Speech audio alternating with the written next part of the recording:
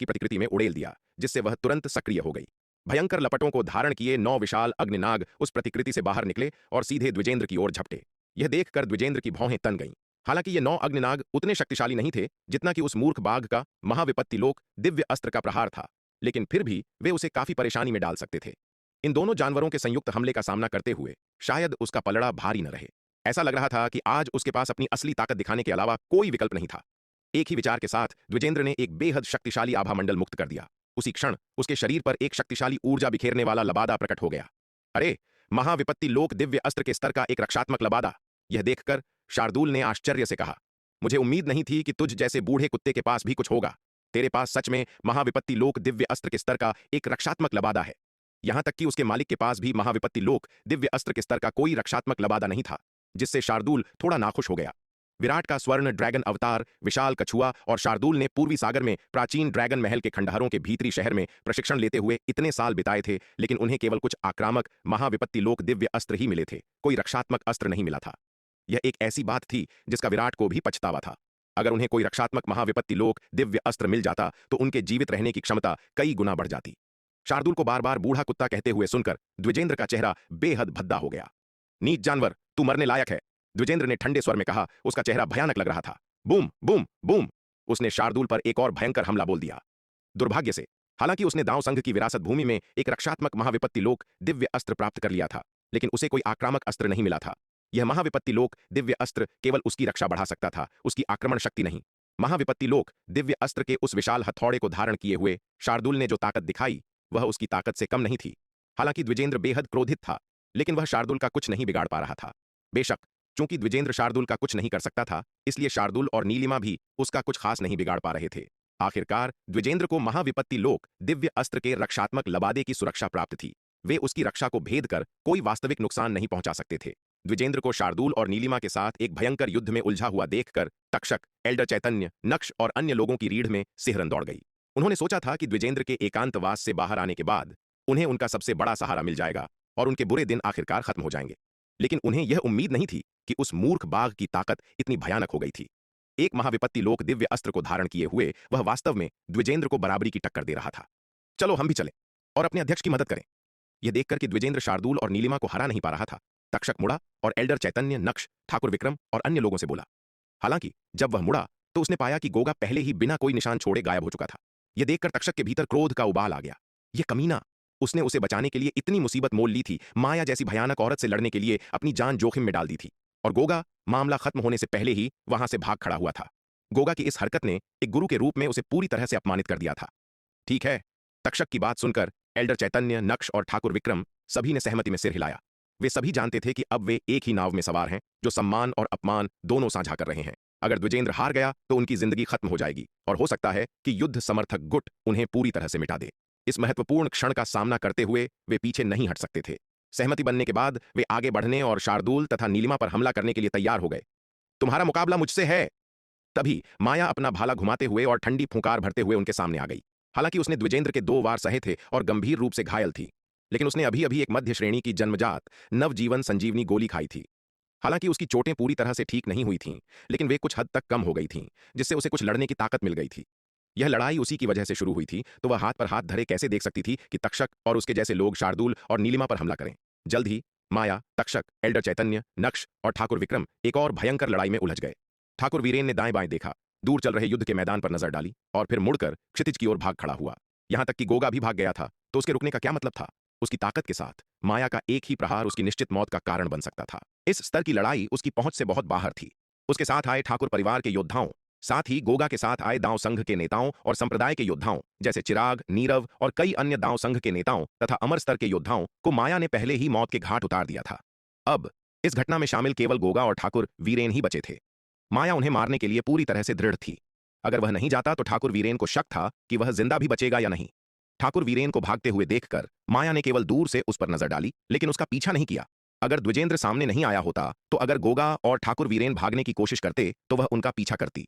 उसने पहले ही घोषणा कर दी थी कि जो कोई भी उसकी सबसे अच्छी सहेली को परेशान करने की हिम्मत करेगा, वह आज बचकर नहीं जाएगा।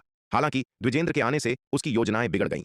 अब उसका सबसे महत्वपूर्ण काम तक्षक, एल्डर चैतन्य, नक्श और ठाकुर विक्रम को रोके रखना था, ताकि वे नीलिमा और शार्दूल पर हमला न कर सकें। जहां तक गोगा और ठाकुर वीरेन की बात थी, वह उनसे बाद में हिसाब चुकता कर सकती थी। जब तक वे शक्ति सिंधु महाद्वीप से बाहर नहीं भाग जाते, वह उन्हें धरती के छोर तक भी खोज निकालेगी। अंधकार पर्वत के ऊपर गोगा दहशत में भाग रहा था। आज की घटनाओं ने उसे पूरी तरह से डरा दिया था। उसने कभी नहीं सोचा था कि रागिनी जैसी एक मामूली चीज इस हद तक बढ़ जाएगी। रागिनी का माया के साथ कैसे संबंध हो सकता है? अगर उसे पता होता कि रागिनी और माया इतने करीब हैं, तो वह कभी इसमें शामिल नहीं होता। आखिरकार मानव जाति में हर कोई जानता था कि माया एक पागल औरत है जिससे पंगा नहीं लिया जाना चाहिए। अब गोगा गहरे पछतावे से भर गया था। अगर वह सब कुछ फिर से कर सकता तो उसे रागिनी को देखते ही दूरी बना लेनी चाहिए थी, बजाय इसके कि वह मूर्खों की तरह चिराग के पीछे पीछे आगे बढ़ता। जब उसने देखा कि सबका ध्यान द्विजेंद्र, शार्दूल और नीलिमा की लड़ाई पर है, तो उसने इस बात का फायदा उठाया कि कोई उसे नहीं देख रहा था और चुपके से खिसक लिया। उसके पास भागने के अलावा कोई चारा नहीं था। माया ने उसे जिस तरह से भाले से गोदा था, वह अभी भी सदमे में था। अगर द्विजेंद्र शार्दूल और नीलिमा पर भारी बढ़त हासिल कर लेता तो उसे भागने की जरूरत नहीं होती, लेकिन हालात को देखते हुए द्विजेंद्र को कोई फायदा मिलने की संभावना नहीं थी। अगर वह अब भी नहीं भागा तो कब भागेगा? जहां तक इस बात का सवाल था कि क्या उसका गुरु तक्षक उसे चुपके से भागने के लिए डांटेगा, गोगा को परवाह नहीं थी। उसके गुरु की डांट की तुलना में उसकी अपनी जान ज्यादा कीमती थी। इसके अलावा इस घटना के इतने बड़े स्तर पर पहुंचने के बाद यह अनिश्चित था कि क्या उसके गुरु तक्षक, एल्डर चैतन्य, नक्श और अन्य लोग जीवित भी बचेंगे। स्थिति अब इस हद तक बढ़ गई थी कि शार्दूल और नीलिमा ने भी हस्तक्षेप कर दिया था। विशेष रूप से वह मूर्ख बाघ जो विराट का सबसे वफादार साथी था। यहां तक कि उसने भी कार्रवाई की थी, जो इस मामले की गंभीरता को दर्शाता था। आज की घटनाओं से संभावित रूप से दांव संघ के युद्ध समर्थक और आत्मसमर्पण गुट के बीच संबंध पूरी तरह से टूट सकते थे। एक ऐसा विशाल भंवर जिसमें जो भी फंसेगा उसका बुरा अंत होना तय था। अपनी खुद की सुरक्षा के लिए इस भंवर से दूर रहना ही सबसे अच्छा है। जहां तक इस बात का सवाल है कि क्या उसका गुरु तक्षक उसकी वजह से अपनी जान गंवा देगा, गोगा को कोई परवाह नहीं है। उसके दिल में उसकी जान से ज्यादा कीमती कुछ भी नहीं है। अगर वह अपने फायदे के लिए तक्षक की जान का सौदा कर सकता तो गोगा बिना किसी हिचकिचाहट के ऐसा करता। विराट का स्वर्ण ड्रैगन अवतार विशाल कछुए को ले जाते हुए घटनास्थल की ओर दौड़ पड़ा। शार्दूल और नीलिमा के साथ आत्मा की छाप के माध्यम से उसका एक जुड़ाव था, जिससे उनके स्थान का पता लगाना उसके लिए आसान हो गया था। जब विराट का स्वर्ण ड्रैगन अवतार वहां पहुंचा तो द्विजेंद्र और शार्दूल तथा नीलिमा के बीच भयंकर युद्ध देखकर वह दंग रह गया। यह भूरे लबादे वाला बूढ़ा आदमी कहां से आ गया? उसकी ताकत इतनी भयानक थी। इसके अलावा उसके पास महाविपत्ति लोक दिव्य अस्त्र के स्तर का एक रक्षात्मक लबादा था और शार्दूल और नीलिमा के हमले उसे जरा भी नुकसान नहीं पहुंचा पा रहे थे। मालिक, मैं जाकर आपकी मदद करता हूं। शार्दूल और द्विजेंद्र को एक भयंकर लड़ाई में उलझा देखकर विशाल कछुए ने विराट से कहा। ठीक है, आगे बढ़ो, विराट ने उत्तर दिया। विराट की अनुमति के साथ विशाल कछुआ पलक झपकते ही द्विजेंद्र की ओर झपटा और लड़ाई में शामिल हो गया। विशाल कछुए की सहायता से शार्दूल और नीलिमा ने तुरंत पलड़ा भारी कर लिया। तीनों ने मिलकर द्विजेंद्र को मजबूती से दबा दिया। अकेले शार्दूल अपने महाविपत्ति लोक दिव्य अस्त्र के साथ पहले से ही द्विजेंद्र को बराबरी की टक्कर देने में सक्षम था। हालांकि विशाल कछुए की ताकत शार्दूल जितनी नहीं थी, लेकिन महाविपत्ति लोक दिव्य अस्त्र के साथ उसकी युद्ध शक्ति भी बेहद शक्तिशाली थी। एक और शक्तिशाली विशेषज्ञ को प्रकट होते देखकर द्विजेंद्र हैरान रह गया। शक्ति सिंधु महाद्वीप पर दानव जाति के इतने सारे खौफनाक विशेषज्ञ कहां से आ गए? उसे याद था कि 10,000 साल पहले शक्ति सिंधु महाद्वीप पर सबसे मजबूत दानव विशेषज्ञ उत्तरी महाद्वीप दानव दरबार का स्वामी सम्राट शेरा था। लेकिन सम्राट शेरा की युद्ध शक्ति उसके सामने मौजूद 3 दानव विशेषज्ञों की तुलना में बहुत कम भयानक थी। यहां तक कि तीनों में सबसे कमजोर नीलिमा सम्राट शेरा से कहीं अधिक मजबूत थी। वह केवल 10,000 वर्षों के लिए एकांतवास में था और शक्ति सिंधु महाद्वीप पहचानने लायक नहीं रह गया था। विराट ने किनारे से युद्ध देखा। हस्तक्षेप करने की कोई जल्दी नहीं थी। उस भूरे लबादे वाले बुजुर्ग द्वारा पहना गया रक्षात्मक लबादा बहुत मजबूत था। अगर वह युद्ध में शामिल भी हो जाता तो शायद वह उसकी रक्षा को भेद नहीं पाता। इसके अलावा शार्दूल का पक्ष वर्तमान में स्पष्ट रूप से फायदे में था और स्थिति गंभीर नहीं थी। विराट ने युद्ध देखते हुए विचार किया कि उस भूरे लबादे वाले बुजुर्ग के रक्षात्मक लबादे को कैसे भेदा जाए। विराट अभी सोच ही रहा था कि क्षितिज से एक के बाद एक आकृतियां उड़ती हुई आईं। लड़ाई का हंगामा इतना बड़ा था कि दक्षिणी महाद्वीप में एकांतवास कर रहे उपाध्यक्ष दिवाकर, एल्डर दुष्यंत और अन्य लोग पहले ही सतर्क हो चुके थे और वे सभी वहां दौड़ पड़े। द्विजेंद्र, उसने सच में अर्ध महाविपत्ति लोक में प्रवेश कर लिया है, एल्डर दुष्यंत ने बहुत ही भद्दे भाव के साथ युद्ध देखते हुए कहा। यह बूढ़ा कमीना सच में अपनी हरकतें नहीं बदल सकता। वह अभी अभी एकांतवास से बाहर आया है और इसके बजाय हमारे दांव संघ के साथियों पर ही हमला कर दिया। उसे अभी अभी एल्डर रणविजय का एक संदेश मिला था जिसमें कहा गया था कि द्विजेंद्र दांव संघ की विरासत भूमि से बाहर आ गया है और वह अर्ध महाविपत्ति लोक में पहुंच गया है। यह संदेश पाकर उपाध्यक्ष दिवाकर, एल्डर दुष्यंत, एल्डर रोहन और अन्य सभी अविश्वसनीय रूप से स्तब्ध थे। यह निश्चित रूप से मानव जाति के लिए अच्छी खबर नहीं थी। वे भूले नहीं थे कि दांव संघ की विरासत भूमि में प्रवेश करने से पहले द्विजेंद्र ने कितने नीच काम किए थे जिससे मानव जाति को भारी नुकसान हुआ था। आज यह बूढ़ा कुत्ता फिर से बाहर आ गया था और वह संभवतः मानव जाति पर फिर से कहर बरपाने वाला था। एल्डर दुष्यंत के बेबाक शब्द सुनकर सभी ने प्रशंसा से भरकर उसकी ओर देखा। बूढ़ा दुष्यंत सचमुच प्रभावशाली था। उसमें ऐसी बातें कहने की हिम्मत थी। हालांकि युद्ध समर्थक गुट की ताकत काफी बढ़ गई थी और उनका आत्मविश्वास भी काफी बढ़ गया था। लेकिन उनके दिलों में द्विजेंद्र की जो कुख्याति थी वह अभी भी बहुत गहरी थी। 10,000 वर्षों के बाद भी वे उसके प्रति एक गहरा भय पाले हुए थे। वरिष्ठ दुष्यंत, यह बूढ़ा आदमी कौन है? विराट ने एल्डर दुष्यंत की ओर मुड़कर पूछा। यह दांव संघ का एक और उपाध्यक्ष है जिसका नाम द्विजेंद्र है, एल्डर दुष्यंत ने कहा। यह बूढ़ा कुत्ता आत्मसमर्पण गुट का असली नेता है। इसी की वजह से आत्मसमर्पण गुट हमारी मानव जाति के बीच इतना अहंकारी है। इस बूढ़े कुत्ते ने सचमुच हमारी मानव जाति के लिए बहुत बड़ी मुसीबत खड़ी की है। उपाध्यक्ष दिवाकर हर मोड़ पर आत्मसमर्पण गुट के उन कीड़ों को क्यों बर्दाश्त करते हैं, इसका मुख्य कारण यह है कि वह उससे डरते हैं। अच्छा, तो ये बात है। एल्डर दुष्यंत की बात सुनकर विराट को अचानक सब समझ में आ गया। कोई आश्चर्य नहीं, तो बात यह थी। दूसरे शब्दों में, दांव संघ में आत्मसमर्पण गुट की ताकत को बहुत मजबूत नहीं माना जाता है। तो फिर वे इतना अहंकारी होने की हिम्मत क्यों करते हैं, और उपाध्यक्ष दिवाकर हर मोड़ पर उन्हें क्यों बर्दाश्त करते हैं और उनके साथ समझौता क्यों करते हैं? असली कारण उसके सामने मौजूद यह बूढ़ा कुत्ता है। भाई विराट, तुम्हें इस बूढ़े कुत्ते के साथ विनम्र होने की जरूरत नहीं है। बस इसे पीट पीट कर मार डालो। इसे मारना हमारी मानव जाति के लिए एक बड़ी आपदा को खत्म करने जैसा होगा, एल्डर दुष्यंत ने कहा। इस बूढ़े कुत्ते को मारना आसान नहीं है, विराट ने असहाय होकर युद्ध देखते हुए कहा। उसकी अपनी ताकत बुरी नहीं है, लेकिन सबसे बड़ी समस्या महाविपत्ति लोक दिव्य अस्त्र का बना उसका रक्षात्मक लबादा है। यह बहुत ही परेशानी वाली बात है। चूंकि हम उसे मार नहीं सकते, तो क्या हम उसे पकड़ने की कोशिश कर सकते हैं? एल्डर दुष्यंत ने कहा। ठीक वैसे ही जैसे हमारे पूर्वजों ने अंधकार दानव वंश के साथ किया था। हम भी उसे सील करने के लिए एक सीलिंग फॉर्मेशन बना सकते हैं। यह संभव तो है, लेकिन मुझे डर है कि यह आसान नहीं होगा, विराट ने कहा। अर्ध महाविपत्ति लोक के विशेषज्ञ को जिंदा पकड़ना कहने में जितना आसान लगता है, करने में उतना ही मुश्किल है। यह सीधे तौर पर एक अर्ध महाविपत्ति लोक विशेषज्ञ को मारने से भी ज्यादा कठिन है। क्या उन्हें नहीं पता कि उनके मानव पूर्वजों को शक्तिशाली अंधकार दानवों को सील करने के लिए कितनी भारी कीमत चुकानी पड़ी थी? हालांकि शार्दूल, विशाल कछुआ और नीलिमा ने पलड़ा भारी कर लिया है। यहां तक कि उसके स्वर्ण ड्रैगन अवतार के भी युद्ध में शामिल होने से वे केवल द्विजेंद्र को दबा सकते हैं। उसे जिंदा पकड़ना शायद अभी भी सवाल से बाहर है। सबसे बड़ी परेशानी की बात द्विजेंद्र के शरीर पर मौजूद महाविपत्ति लोक दिव्य अस्त्र स्तर का रक्षात्मक लबादा है। उस महाविपत्ति लोक दिव्य अस्त्र रक्षात्मक लबादे के बिना द्विजेंद्र से निपटना बहुत आसान होता। यह बूढ़ा कुत्ता सच में बहुत खुशकिस्मत है। पूर्वी सागर के प्राचीन ड्रैगन महल के खंडहरों में इतने सालों तक खोजने के बाद भी वह महाविपत्ति लोक दिव्य अस्त्र के स्तर का कोई रक्षात्मक लबादा नहीं ढूंढ पाया। लेकिन इसके पास सच में एक है। भाई विराट, क्यों ना हम सब मिलकर उस बूढ़े कुत्ते पर हमला कर दें? हालांकि उसका महाविपत्ति लोक दिव्य अस्त्र का रक्षात्मक लबादा शक्तिशाली है, लेकिन मुझे नहीं लगता कि उसका सच्चा सार कभी खत्म नहीं होगा। अगर हम उसे मार नहीं सकते, तो हम उसे थकावट के युद्ध से हरा देंगे, एल्डर दुष्यंत ने कहा। वरिष्ठ दुष्यंत, क्या शानदार विचार है! एल्डर दुष्यंत की बात सुनकर विराट की आंखें चमक उठीं और उसने बार बार कहा, तो फिर चलो ऐसा ही करते हैं। जैसे ही हर कोई अपने हाथ मल रहा था और द्विजेंद्र पर मिलकर हमला करने के लिए दौड़ना चाहता था, ठीक उसी समय क्षितिज से तेजी से उड़ती हुई एक आकृति आई। रुको! एक जोरदार आवाज गूंज उठी। अध्यक्ष जनार्दन! आने वाले व्यक्ति को देखकर उपाध्यक्ष दिवाकर, एल्डर दुष्यंत, एल्डर रोहन और अन्य लोग जल्दी से झुक गए। युवा मास्टर विराट, कैसा रहेगा अगर हम उन्हें रोक दें? अध्यक्ष जनार्दन ने विराट की ओर देखकर गंभीर स्वर में कहा। इस लड़ाई ने इतना हंगामा खड़ा कर दिया था कि दक्षिणी सागर में दूर साधना कर रहे वह भी सतर्क हो गए थे। अध्यक्ष जनार्दन की बात सुनकर विराट थोड़ा हिचकिचाया, लेकिन अंततः सिर हिलाकर बोला, ठीक है। उसे दांव संघ के नेता अध्यक्ष जनार्दन का सम्मान करना ही था। शार्दुल, विशाल कछुए, नीलिमा, माया, लड़ना बंद करो, विराट ने उस ओर देखते हुए कहा। विराट की बात सुनकर शार्दुल, विशाल कछुआ, नीलिमा और माया सभी लड़ना बंद कर विराट की ओर उड़ आए। द्विजेंद्र, यह सब क्या हो रहा है? सबके लड़ना बंद करने के बाद अध्यक्ष जनार्दन ने द्विजेंद्र की ओर देखा और गंभीर भाव से पूछा। सामने खड़े भूरे लबादे वाले बुजुर्ग को देखकर अध्यक्ष जनार्दन की भावनाएं मिश्रित थीं। मूल रूप से द्विजेंद्र और उपाध्यक्ष दिवाकर उनके सबसे होनहार कनिष्ठ थे। उन्होंने उनके साथ अपने उत्तराधिकारियों जैसा व्यवहार किया और उन्हें बेहतरीन प्रशिक्षण दिया। उपाध्यक्ष दिवाकर के प्रदर्शन ने उन्हें बहुत खुश किया था, लेकिन द्विजेंद्र के प्रदर्शन ने उन्हें गहराई से निराश किया था। जब द्विजेंद्र दांव संघ के साथ था तो उसका व्यवहार काफी अच्छा था। उसने कभी भी दानव जाति के साथ खुले तौर पर शांति वार्ता का प्रस्ताव नहीं रखा था, जैसा कि उसने बाद में किया। हालांकि मुहर की रखवाली करने के लिए दक्षिणी सागर जाने के बाद द्विजेंद्र धीरे धीरे बदल गया, या अधिक सटीक रूप से धीरे धीरे उसने अपना असली रंग दिखाना शुरू कर दिया। विशेष रूप से जब द्विजेंद्र दांव संघ का उपाध्यक्ष बना और जब नेता स्वयं लंबे समय तक अनुपस्थित रहे, तो द्विजेंद्र ने अपने असली स्वभाव को छिपाने का कोई प्रयास नहीं किया। पिछले कुछ वर्षों में द्विजेंद्र की हरकतें पूरी तरह से अपमानजनक थीं। उसके कार्यों के कारण मानव जाति को भारी नुकसान उठाना पड़ा और पहली बार दानव जाति की तुलना में उनकी ताकत कमजोर पड़ गई थी। जब अध्यक्ष जनार्दन को द्विजेंद्र के कार्यों का पता चला तो उनका दिल टूट गया।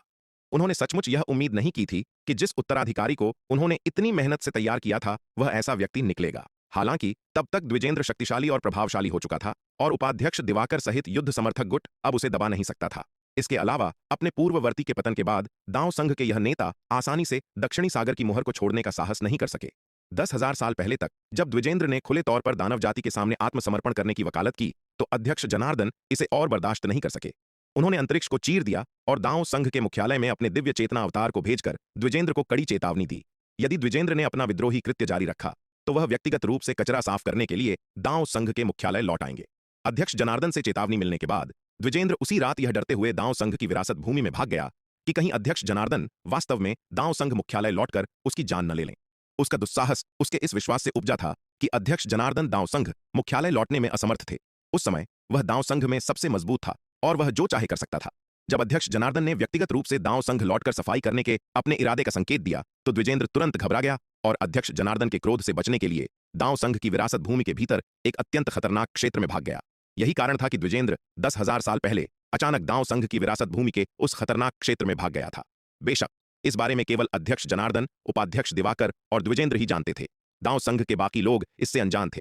द्विजेंद्र के दांव संघ की विरासत भूमि में छिपने के बाद आत्मसमर्पण गुट नेतृत्व विहीन हो गया और युद्ध समर्थक गुट ने दांव संघ में फिर से पहल हासिल कर ली।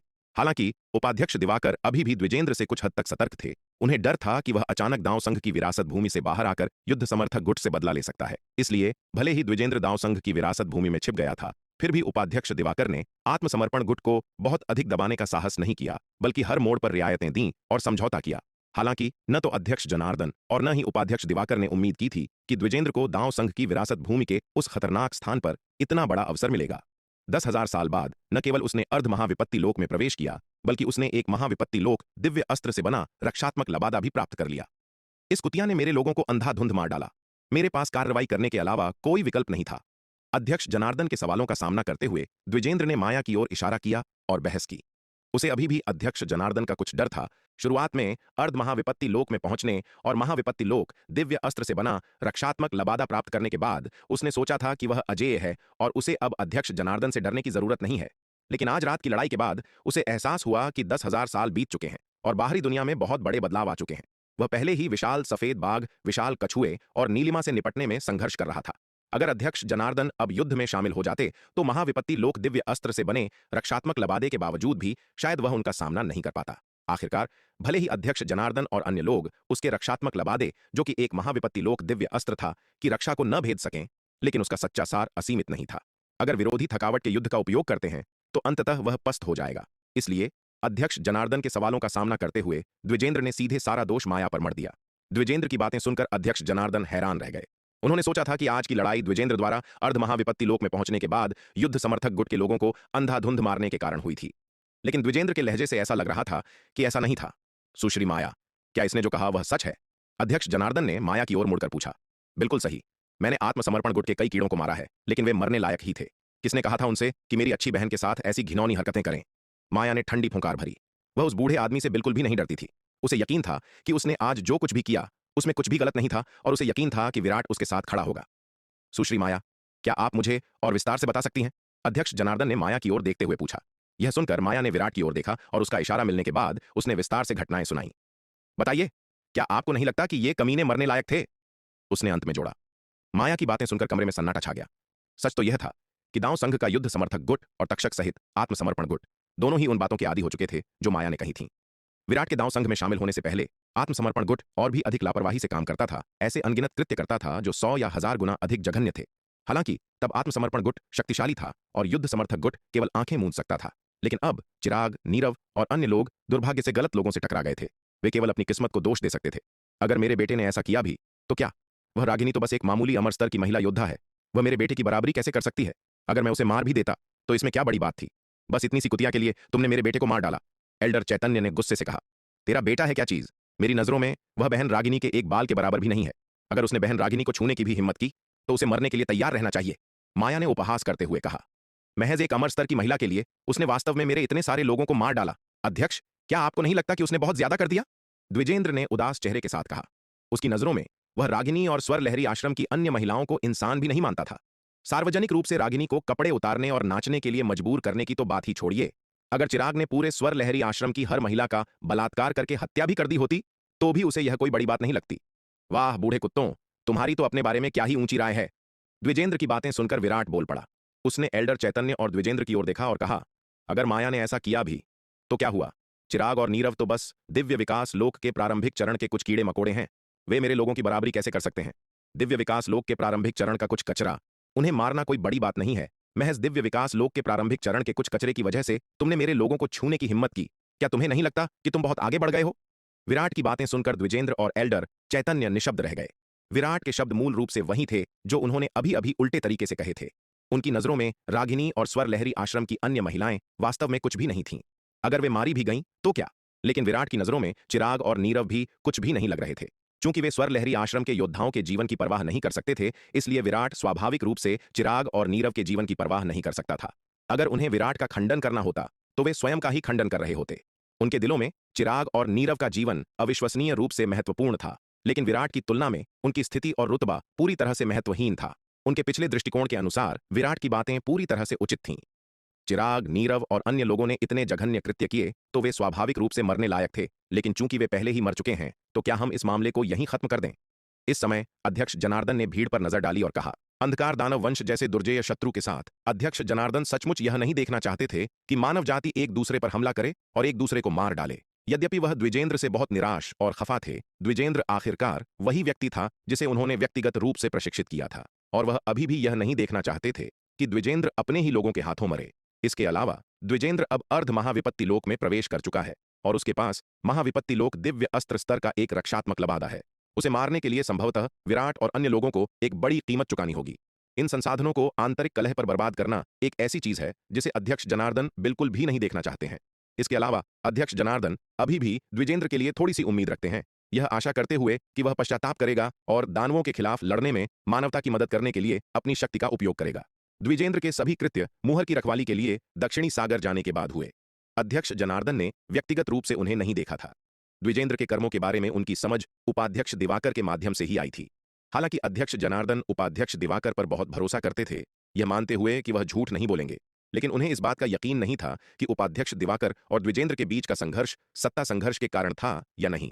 उपाध्यक्ष दिवाकर और द्विजेंद्र दोनों ही दांव संघ के उपाध्यक्ष थे। अगर वे संघ के भीतर प्रभुत्व के लिए लड़ते तो यह कोई आश्चर्य की बात नहीं होती। क्या हम बस मेरे बेटे की हत्या के इस मामले को ऐसे ही जाने देने वाले हैं? अध्यक्ष जनार्दन की बातें सुनकर एल्डर चैतन्य ने अपने चेहरे पर नाराजगी लिए हुए कहा, क्या मेरे बेटे की मौत बस अन्याय का मामला है? मैं भी इस मामले को ऐसे ही खत्म करने से असहमत हूं। इस समय माया भी बोल पड़ी, इस मामले में शामिल लोग अभी भी पूरी तरह से मरे नहीं हैं। गोगा और ठाकुर वीरेन भाग गए हैं और हमें उन्हें भी न्याय के कटघरे में लाना होगा ताकि हम बहन रागिनी को जवाब दे सकें। युवा मास्टर विराट, आप क्या सोचते हैं? अध्यक्ष जनार्दन ने एल्डर चैतन्य और माया को नजरअंदाज कर दिया और इसके बजाय विराट की ओर देखकर पूछा। अब विराट युद्ध समर्थक गुट का असली नेता था और उसकी राय सबसे महत्वपूर्ण थी। मुझे लगता है कि माया सही है। चूंकि उन्होंने ऐसा नीच काम किया है, इसलिए उन्हें अपने कामों की कीमत चुकानी होगी। हर कोई जिसने रागिनी और स्वर लहरी आश्रम की अन्य महिलाओं को प्रताड़ित करने में हिस्सा लिया, उसे मरना होगा। विराट ने उदासीनता से कहा, ठीक है, तो फिर इस मामले को सुलझाते हैं। एक बार जब गोगा और ठाकुर वीरेन को मार दिया जाएगा तो यह मामला बंद माना जाएगा और किसी को भी इसे फिर से उठाने की अनुमति नहीं होगी। अध्यक्ष जनार्दन ने उपस्थित सभी लोगों पर नजर डाली और गंभीरता से कहा, अब जब हमारी मानव जाति एक भयानक दुश्मन का सामना कर रही है तो हमें एकजुट होना चाहिए और अपनी पूरी ताकत से लड़ना चाहिए, न कि अपनी ताकत को आंतरिक कलह में बर्बाद करना चाहिए। जो कोई भी फिर से मुसीबत खड़ी करने की हिम्मत करेगा उसे कड़ी सजा दी जाएगी। हम अध्यक्ष के आदेश का पालन करेंगे। अध्यक्ष जनार्दन के शब्दों को सुनकर द्विजेंद्र सबसे पहले अपनी बात कहने के लिए आगे आया। उसने सम्मानपूर्वक अध्यक्ष जनार्दन को प्रणाम किया। अध्यक्ष जनार्दन द्वारा उसकी सराहना किए जाने और उपाध्यक्ष बनने तक उनके द्वारा पोषित किए जाने का कारण यह था कि वह जानता था कि लोगों को कैसे पढ़ना है और स्थितियों का आकलन कैसे करना है। अब हवा का रुख स्पष्ट रूप से उसके पक्ष में नहीं था तो वह आमने सामने की लड़ाई क्यों जारी रखता? चूंकि अध्यक्ष जनार्दन ने उसे एक रास्ता दे दिया था, इसलिए उसने स्वाभाविक रूप से इसे स्वीकार कर लिया। जहां तक गोगा और ठाकुर वीरेन के जीने या मरने का सवाल था, उसे कोई परवाह नहीं थी।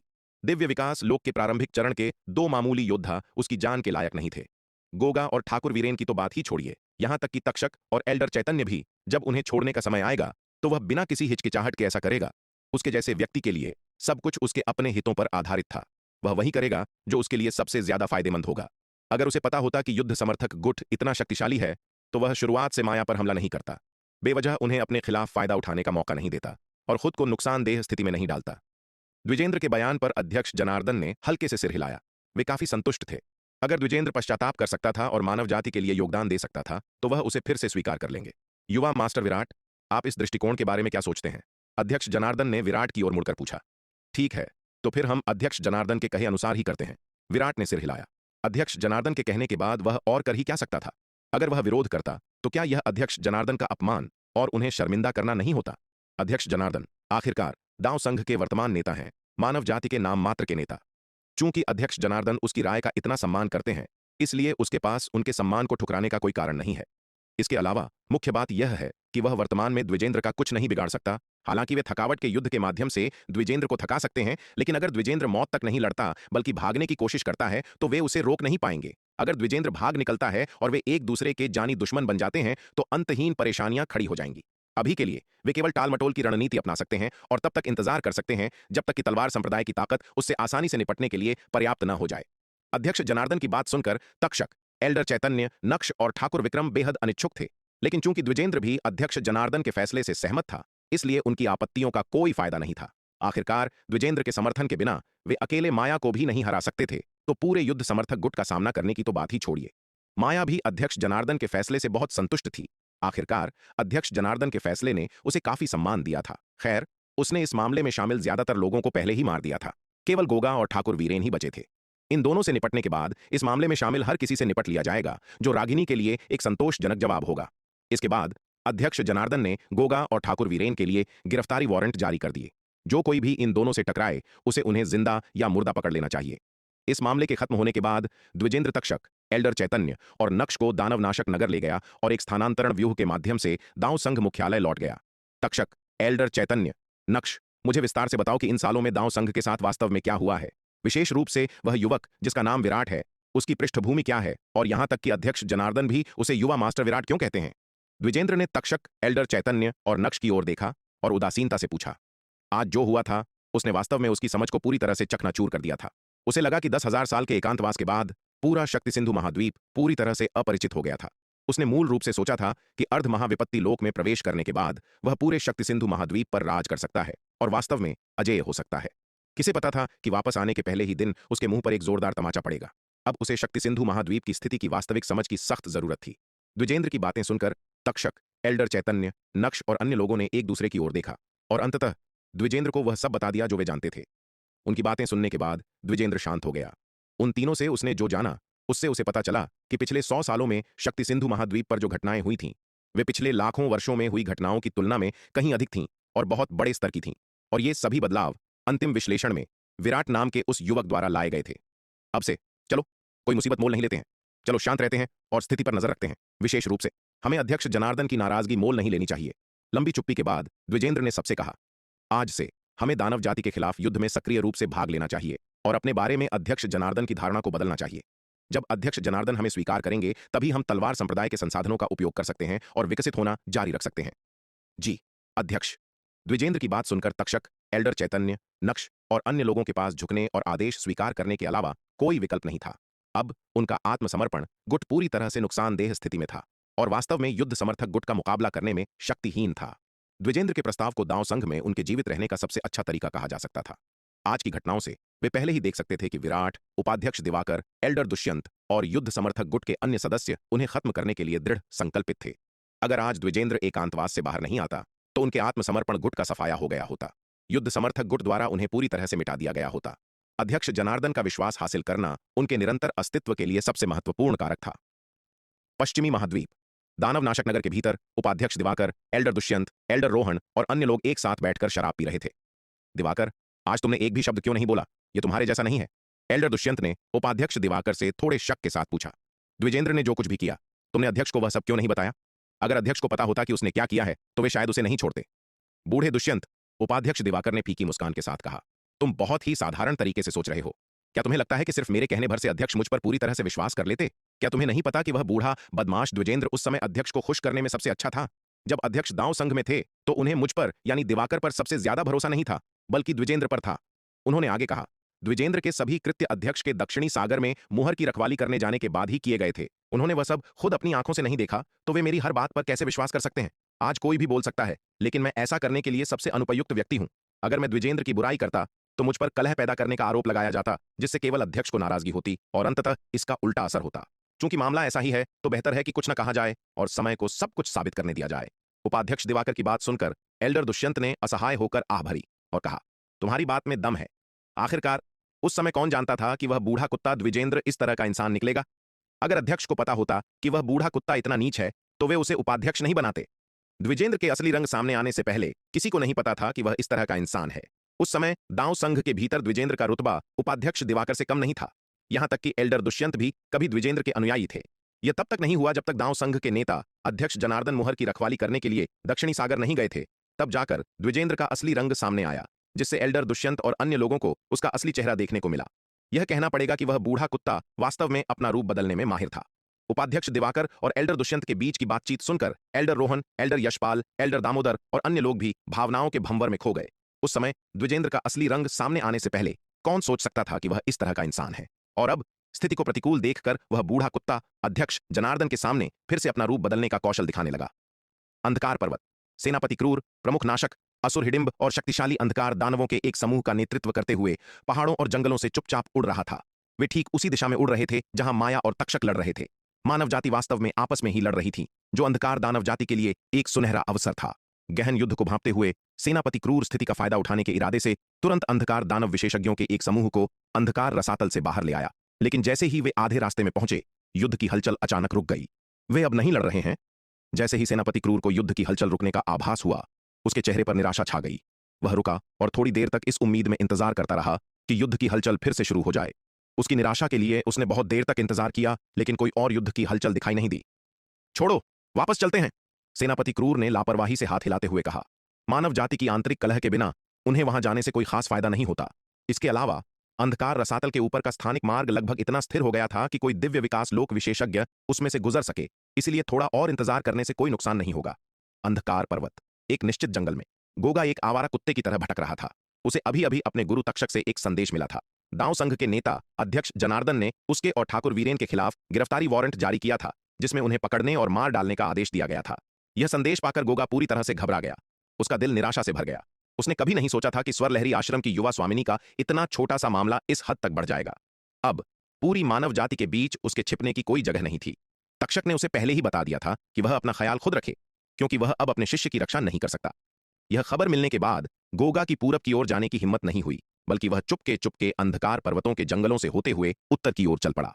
वह बहुत ऊंचा उड़ने की हिम्मत नहीं कर सका, ऐसा न हो कि कोई उसे देख ले। अब उसके पास केवल एक ही विकल्प था कि वह पश्चिमी महाद्वीप से भाग निकले और उत्तरी महाद्वीप की ओर भाग जाए। वर्तमान में पश्चिमी महाद्वीप और मध्य महाद्वीप दोनों में मानव जाति की शक्ति बहुत अधिक थी, जबकि उत्तरी महाद्वीप में उनकी शक्ति अपेक्षाकृत कम थी। इसके अलावा मानव जाति का मुख्य ध्यान इस समय पश्चिमी महाद्वीप और अंधकार दानव वंश के बीच युद्ध पर है। जब तक वह पश्चिमी महाद्वीप से भाग जाता है, वह अस्थायी रूप से जीवित रह सकता है। दानव नाशक नगर में ठाकुर वीरेन को ठाकुर विक्रम का संदेश मिला, जिसमें कहा गया था कि दांव संघ के अध्यक्ष ने व्यक्तिगत रूप से उसके खिलाफ गिरफ्तारी वारंट जारी किया है। यह संदेश पाकर ठाकुर वीरेन बुरी तरह डर गया। वह आनन फानन में दानव नाशक नगर से भागा, लेकिन बदकिस्मती से इससे पहले कि वह वहां से निकल पाता, दांव संघ की न्याय टीम ने उसे रोक लिया और जिंदा पकड़ लिया। इस मामले में गोगा ठाकुर वीरेन से कहीं ज्यादा समझदार निकला।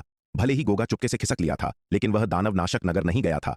उसका इस मामले के सुलझने तक मानव क्षेत्र में लौटने का कोई इरादा नहीं था। उसे डर था कि द्विजेंद्र और अन्य लोगों के हारने के बाद मानव क्षेत्र में लौटना जाल में फंसने जैसा होगा, और अंतिम परिणाम बिल्कुल वैसा ही था जैसी उसे उम्मीद थी।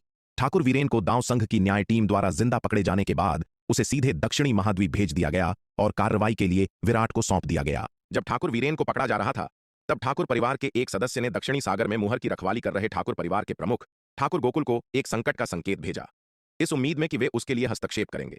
मोहर की रखवाली करने वाले मानव दिग्गजों में से एक के रूप में ठाकुर गोकुल की मनुष्यों के बीच काफी प्रतिष्ठा थी। उनका हस्तक्षेप ठाकुर वीरेन की जान बचा सकता था।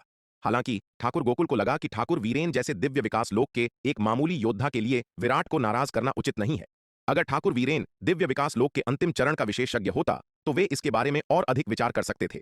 लेकिन शक्ति सिंधु महाद्वीप में दिव्य विकास लोक के प्रारंभिक चरण के योद्धा अब दुर्लभ नहीं थे, बल्कि आम बात हो गए थे।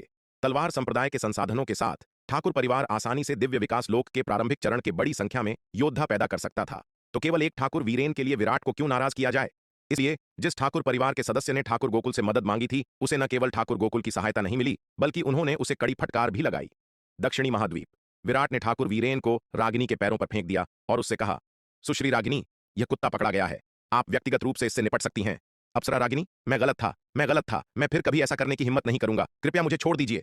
ठाकुर वीरेन रागिनी के पैरों पर गिर पड़ा और बार बार दया की भीख मांगने लगा। उस समय वो नीच चिराग और गोगा ही थे जिन्होंने अप्सरा रागिनी को नुकसान पहुंचाने की कोशिश की थी। मैंने तो आपके एक बाल को भी हाथ नहीं लगाया था। इस बार वह सच में डर गया था। क्या तुमने नहीं कहा था कि तुम मुझे ठाकुर परिवार के पास ले जाओगे और ठाकुर परिवार के 1000 चेलों को मेरे साथ खेलने दोगे? क्या अब तुम्हारी ऐसा करने की हिम्मत नहीं है? रागिनी ने ठाकुर वीरेन की ओर देखा, जो उसके पैरों पर कुत्ते की तरह गिड़गिड़ा रहा था, और उदासीनता से कहा, मैं मरने लायक हूं, मैं मरने लायक हूं। वह तो बस क्षणिक आवेश में कही गई बात थी। मैं सच में अप्सरा रागिनी को अपवित्र करने की हिम्मत कैसे कर सकता हूं? अप्सरा रागिनी, कृपया मुझे छोड़ दीजिए। अगर आप मेरी जान बख्श देंगी तो मैं आपका कुत्ता बनने को तैयार हूं। यह सुनकर ठाकुर वीरेन ने खुद को बार बार थप्पड़ मारा। उसका चेहरा खौफ से भरा हुआ था। ठाकुर वीरेन की बातें सुनकर रागिनी ने उसकी ओर देखा। उसकी आंखें नफरत से भरी हुई थीं। इस तरह के कचरे को सिर्फ कमजोरों को सताना और ताकतवर लोगों से डरना ही आता है। यह अपने से कमजोर लोगों को हर तरह से जलील करता है। उनके साथ ऐसा व्यवहार करता है मानो वे इंसान ही ना हो। लेकिन सच्चे ताकतवर लोगों के सामने वह इतना गुलाम और रीढ़विहीन था, एक टूटे हुए कुत्ते की तरह। इस तरह के कचरे की ओर देखना भी अपनी आंखों का अपमान था। युवा मास्टर विराट, मैं इसे और नहीं देखना चाहती।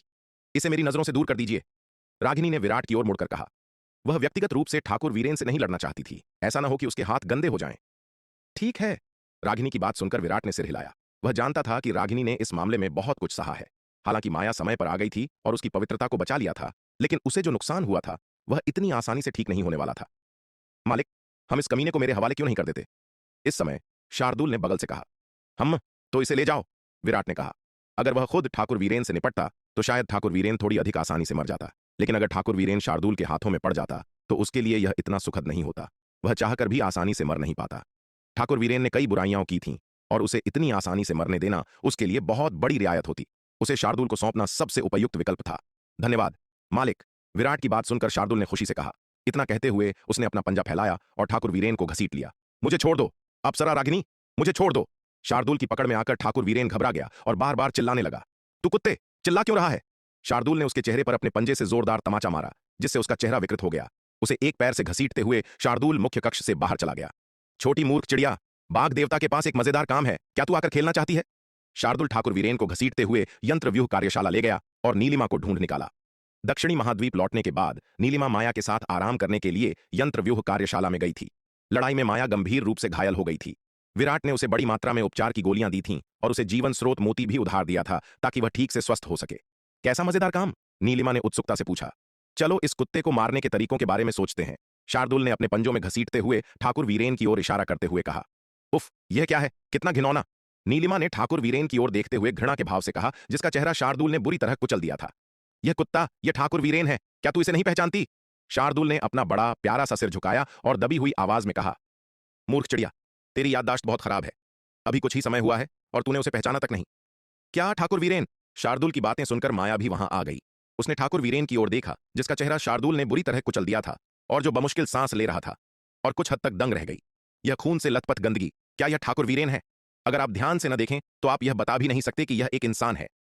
मैंने सुना है कि लीलावती को भी ठाकुर वीरेन से शिकायत है, तो क्यों ना हम उसे भी अपने साथ खेलने के लिए बुला लें? जब उसने सुना कि यह व्यक्ति ठाकुर वीरेन है तो नीलिमा तुरंत दिलचस्प हो गई। उसे शार्दुल की तरह लोगों को प्रताड़ित करने में उतनी दिलचस्पी नहीं थी, लेकिन इस कुत्ते ठाकुर वीरेन ने कई बुरे काम किए थे और अनगिनत निर्दोष महिलाओं को नुकसान पहुंचाया था। नीलिमा को इस तरह के कचरे को तड़पाने में काफी दिलचस्पी थी। बहुत बढ़िया, बहुत बढ़िया, चलो और लोगों को भी साथ खेलने के लिए बुलाते हैं, माया ने तालियां बजाते हुए खुशी से कहा। फिर नीलिमा और माया उन सभी लोगों को बुलाने गईं जिन्हें ठाकुर वीरेन से शिकायत थी। ठाकुर परिवार के एक पूर्व अधीनस्थ परिवार वर्मा परिवार को ठाकुर वीरेन से सबसे अधिक शिकायतें थीं। नीलिमा और माया की बातें सुनने के बाद एक बड़ा समूह माया के निवास पर इस खेल में भाग लेने के लिए आया। लीलावती स्वाभाविक रूप से इसमें अनुपस्थित नहीं रहेगी। सालों पहले उसे वापस वर्मा परिवार ले जाया गया था, जिससे वह इतने सालों तक विराट से अलग रही और उसे ठाकुर वीरेन द्वारा लगभग नुकसान पहुंचाया ही गया था। यह नफरत लीलावती के दिल में गहराई तक उकेरी गई थी। उसे पहले ठाकुर वीरेन से बदला लेने का मौका नहीं मिला था, लेकिन इसका मतलब यह नहीं था कि उसने इस नफरत को जाने दिया था। वह और सुहाना हर दिन लगन से साधना करती थीं, इस उम्मीद में कि एक दिन वे व्यक्तिगत रूप से इस दुष्ट को मार सकेंगी और अपनी पिछली शिकायतों का बदला ले सकेंगी। ठाकुर वीरेन से नफरत करने वाले लोग उसके चारों ओर इकट्ठा हो गए। हर कोई एक चाकू पकड़े हुए था और बारी बारी से उसके शरीर को काट रहा था, यह डरते हुए कि ठाकुर वीरेन दर्द सहन नहीं कर पाएगा और बहुत जल्दी मर जाएगा। शार्दुल ने उसे एक नवजीवन संजीवनी गोली भी खिला दी। केवल शार्दुल ही ऐसा काम कर सकता था, कोई और इतने क्रूर तरीके के बारे में सोच भी नहीं सकता था। ठाकुर वीरेन को पहले तो बुरी तरह से काटा गया, फिर नवजीवन संजीवनी गोली के प्रभाव में उसके घाव तेजी से भर गए, केवल फिर से बुरी तरह से काटे जाने के लिए। इस असहनीय यातना को सहते हुए ठाकुर वीरेन को लगा कि वह मौत से भी बदतर जिंदगी जी रहा है। सालों से उसने अनगिनत महिलाओं को प्रताड़ित किया था और उसके हाथों मरने वाली महिलाओं की गिनती नहीं थी। वे महिलाएं भी उसकी यातना के तहत मौत से भी बदतर भाग्य का शिकार हुई थीं। अब ठाकुर वीरेन को आखिरकार उन महिलाओं की भावनाओं का एहसास हुआ जो उसके हाथों बेरहमी से मारी गई थीं। इतने भारी दर्द को और अधिक सहन करने में असमर्थ ठाकुर वीरेन ने अंततः दया की भीख मांगना बंद कर दिया और इसके बजाय शार्दूल से तुरंत मौत की भीख मांगी। इतनी कष्टदायक यातना ने उसे महसूस कराया कि मरना ही बेहतर होगा। मरना चाहता है, यह इतना आसान नहीं है। अभी तक मुझे मजा ही कहां आया है। सालों पुराने उस बड़े प्रतिशोध का आखिरकार बदला ले लिया गया था। जैसे ही उसने अपनी दबी हुई भावनाओं को मुक्त किया, एक गहरी दांववादी आभा उससे निकलने लगी।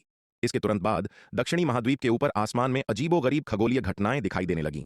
इसी क्षण लीलावती ने वास्तव में दिव्य विकास लोक की अड़चन को तोड़ दिया था और अपनी सफलता की शुरुआत कर दी थी। चूंकि यह सफलता अचानक मिली थी, इसलिए उसे नवधारा महाद्वीप में जय युग संप्रदाय के खंडहरों में एकांतवास में जाने का समय भी नहीं मिला। इस हंगामे ने विराट का ध्यान आकर्षित किया, जो तुरंत वहां पहुंच गया। यह जानकर कि लीलावती दिव्य विकास लोक में प्रवेश कर रही है, विराट ने तुरंत सभी को वहां से हटा दिया और व्यक्तिगत रूप से लीलावती की सुरक्षा की जिम्मेदारी ली। इस क्षण वह स्वाभाविक रूप से लीलावती की सफलता की प्रक्रिया को बाधित नहीं कर सकता था और उसे एकांतवास के लिए नवधारा महाद्वीप पर जय युग संप्रदाय के खंडहरों में जाने के लिए मजबूर नहीं कर सकता था। दक्षिणी महाद्वीप के आकाश में अनगिनत खगोलीय घटनाएं एक ईश्वरीय और अलौकिक देवी की एक आभासी छवि में संघनित हो गईं। इस देवी की आभासी छवि की सुंदरता अवर्णनीय थी। विशेष रूप से वह आभा मंडल जो वह बिखेर रही थी, वह किसी भी नश्वर धूल से अछूता था, मानो कोई सच्ची स्वर्गीय देवी धरती पर उतर आई हो। यह क्या यह पौराणिक हिमकांचन काया है? आकाश में स्वर्ग और पृथ्वी के सार से बनी देवी की आभासी छवि को देखकर उपाध्यक्ष दिवाकर, एल्डर दुष्यंत और अन्य जानकार लोगों ने तुरंत इसके रहस्य को पहचान लिया। यह असाधारण घटना स्पष्ट रूप से कुछ ऐसी थी जो केवल पौराणिक हिमकांचन काया वाली महिलाओं के साथ होती थी जब वे दिव्य विकास लोक में प्रवेश करती थीं।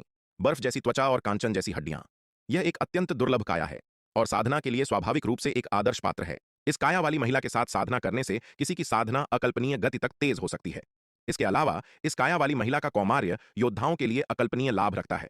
जिनकी साधना में रुकावट आ गई है, उनके लिए इस काया वाली महिला का कौमार्य प्राप्त करना आसानी से रुकावट को तोड़ सकता है और एक नए लोक में पहुंच सकता है।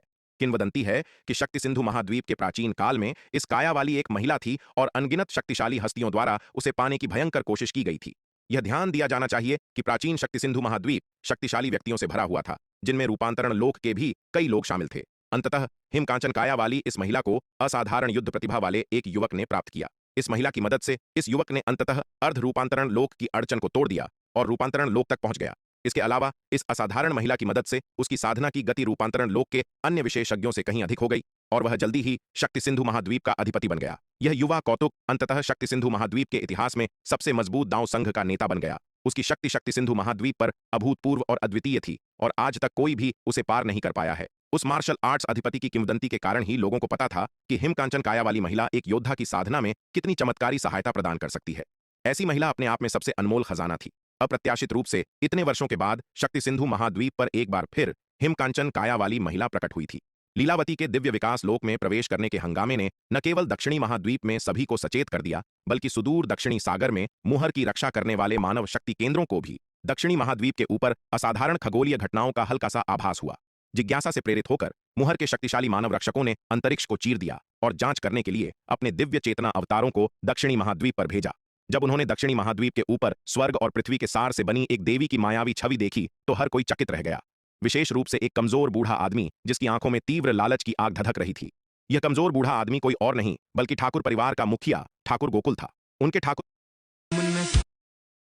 परिवार के पास एक गुप्त दोहरी साधना तकनीक थी जिससे वे महिलाओं के आदिम यिन को अवशोषित करके तेजी से अपनी साधना बढ़ा सकते थे। अगर वह अपनी इस हिमकांचन काया वाली महिला को प्राप्त कर लेता तो उसकी साधना की गति पूरे शक्ति सिंधु महाद्वीप में सभी को पार कर जाती और वह महाविपत्ति लोक में भी था। अगर ऐसा होता तो वह दसियों लाख वर्षों में शक्ति सिंधु महाद्वीप पर महाविपत्ति लोक में प्रवेश करने वाला पहला शक्तिशाली प्राणी बन जाता। अगर वह महाविपत्ति लोक में प्रवेश कर लेता तो पूरे शक्ति सिंधु महाद्वीप में उसका मुकाबला कौन कर पाता। उस समय वह पूरे शक्ति सिंधु महाद्वीप का सच्चा अधिपति बन जाता, महाद्वीप को एकजुट करता और सर्वोच्च अधिकार रखता। केवल ठाकुर गोकुल ही नहीं बल्कि अन्य सभी मानव शक्तियां भी समान रूप से ललचाई हुई थीं। उनकी आंखें वासना से चमक रही थीं। कोई भी हिमकांचन काया वाली महिला का विरोध नहीं कर सकता था। यह केवल साधना के लिए खजाना नहीं था। इस काया वाली हर महिला एक अद्वितीय सुंदरी, एक स्वर्गीय प्राणी थी। ऐसी महिला को पाना वास्तव की दक्षिणी महाद्वीप के ऊपर अजीब खगोलीय घटनाओं ने अनगिनत इच्छाओं को जन्म दिया। किसी ने भी जल्दबाजी में काम करने की हिम्मत नहीं की, क्योंकि यह तलवार संप्रदाय का गढ़ था। जो कोई भी बुरा व्यवहार करने की हिम्मत करेगा उसे भयानक परिणामों का सामना करना पड़ेगा। वर्तमान में पूरे शक्ति सिंधु महाद्वीप पर सबसे मजबूत शक्ति दांव संघ नहीं बल्कि तलवार संप्रदाय थी। अंधकार पर्वत पर अंधकार दानव वंश की सेना पर उनके हमले ने तलवार संप्रदाय की भयानक शक्ति को पूरी तरह से प्रदर्शित कर दिया था। इसलिए यद्यपि ये मानव शक्तियां तीव्र रूप से प्रलोभित थीं, लेकिन अंततः उन्होंने अपनी इच्छाओं पर नियंत्रण रखा। तलवार संप्रदाय में प्रकट होने वाली ऐसी महिला को पाना इन बूढ़े लोगों के लिए संभव नहीं था। तलवार संप्रदाय ने खुद ही अपनी चाल चल दी होगी। इसलिए अधिकांश मानव शक्तियों के दिव्य चेतना अवतारों ने केवल महान दांव के सार से बनी आश्चर्यजनक रूप से सुंदर देवी की आभासी छवि की प्रशंसा की और वापस लौट गए। वे दक्षिणी महाद्वीप के आसमान में नहीं रुके। केवल ठाकुर परिवार के प्रमुख ठाकुर गोकुल का दिव्य चेतना अवतार ही काफी समय तक दक्षिणी महाद्वीप के आसमान में रुका रहा और फिर अनिच्छा से वहां से चला गया। हालांकि ठाकुर गोकुल इस हिमकांचन काया वाली महिला से बहुत प्रभावित था, लेकिन वह जानता था कि वह अकेले तलवार संप्रदाय को नाराज करने का जोखिम नहीं उठा सकता। अगर उसने जल्दबाजी की और तलवार संप्रदाय को क्रोधित कर दिया तो वे गुस्से में आकर उसे नष्ट कर सकते थे। अभी 2 दिन पहले उसने सुना था कि दांव संघ के उपाध्यक्ष द्विजेंद्र को तलवार संप्रदाय ने घेर लिया था और बुरी तरह पीटा था। द्विजेंद्र अब एक अर्ध रूपांतरण लोक विशेषज्ञ था और उसके पास एक रूपांतरण लोक दिव्य अस्त्र से बना रक्षात्मक लबादा भी था। हालांकि ठाकुर गोकुल मजबूत था, लेकिन वह केवल दिव्य विकास लोक के चरम पर था और उसके पास महाविपत्ति लोक दिव्य अस्त्र के स्तर का कोई रक्षात्मक लबादा नहीं था। अगर तलवार संप्रदाय ने उसे घेर लिया होता तो वह द्विजेंद्र की तरह भाग्यशाली नहीं होता जो जीवित बच पाता। इसलिए भले ही ठाकुर गोकुल ललचाया हुआ था, वह फिलहाल अपनी बेचैनी को ही दबा सकता था। पलक झपकते ही 3 दिन बीत गए। दक्षिणी महाद्वीप के आसमान में अजीबोगरीब घटनाएं धीरे धीरे खत्म हो गईं।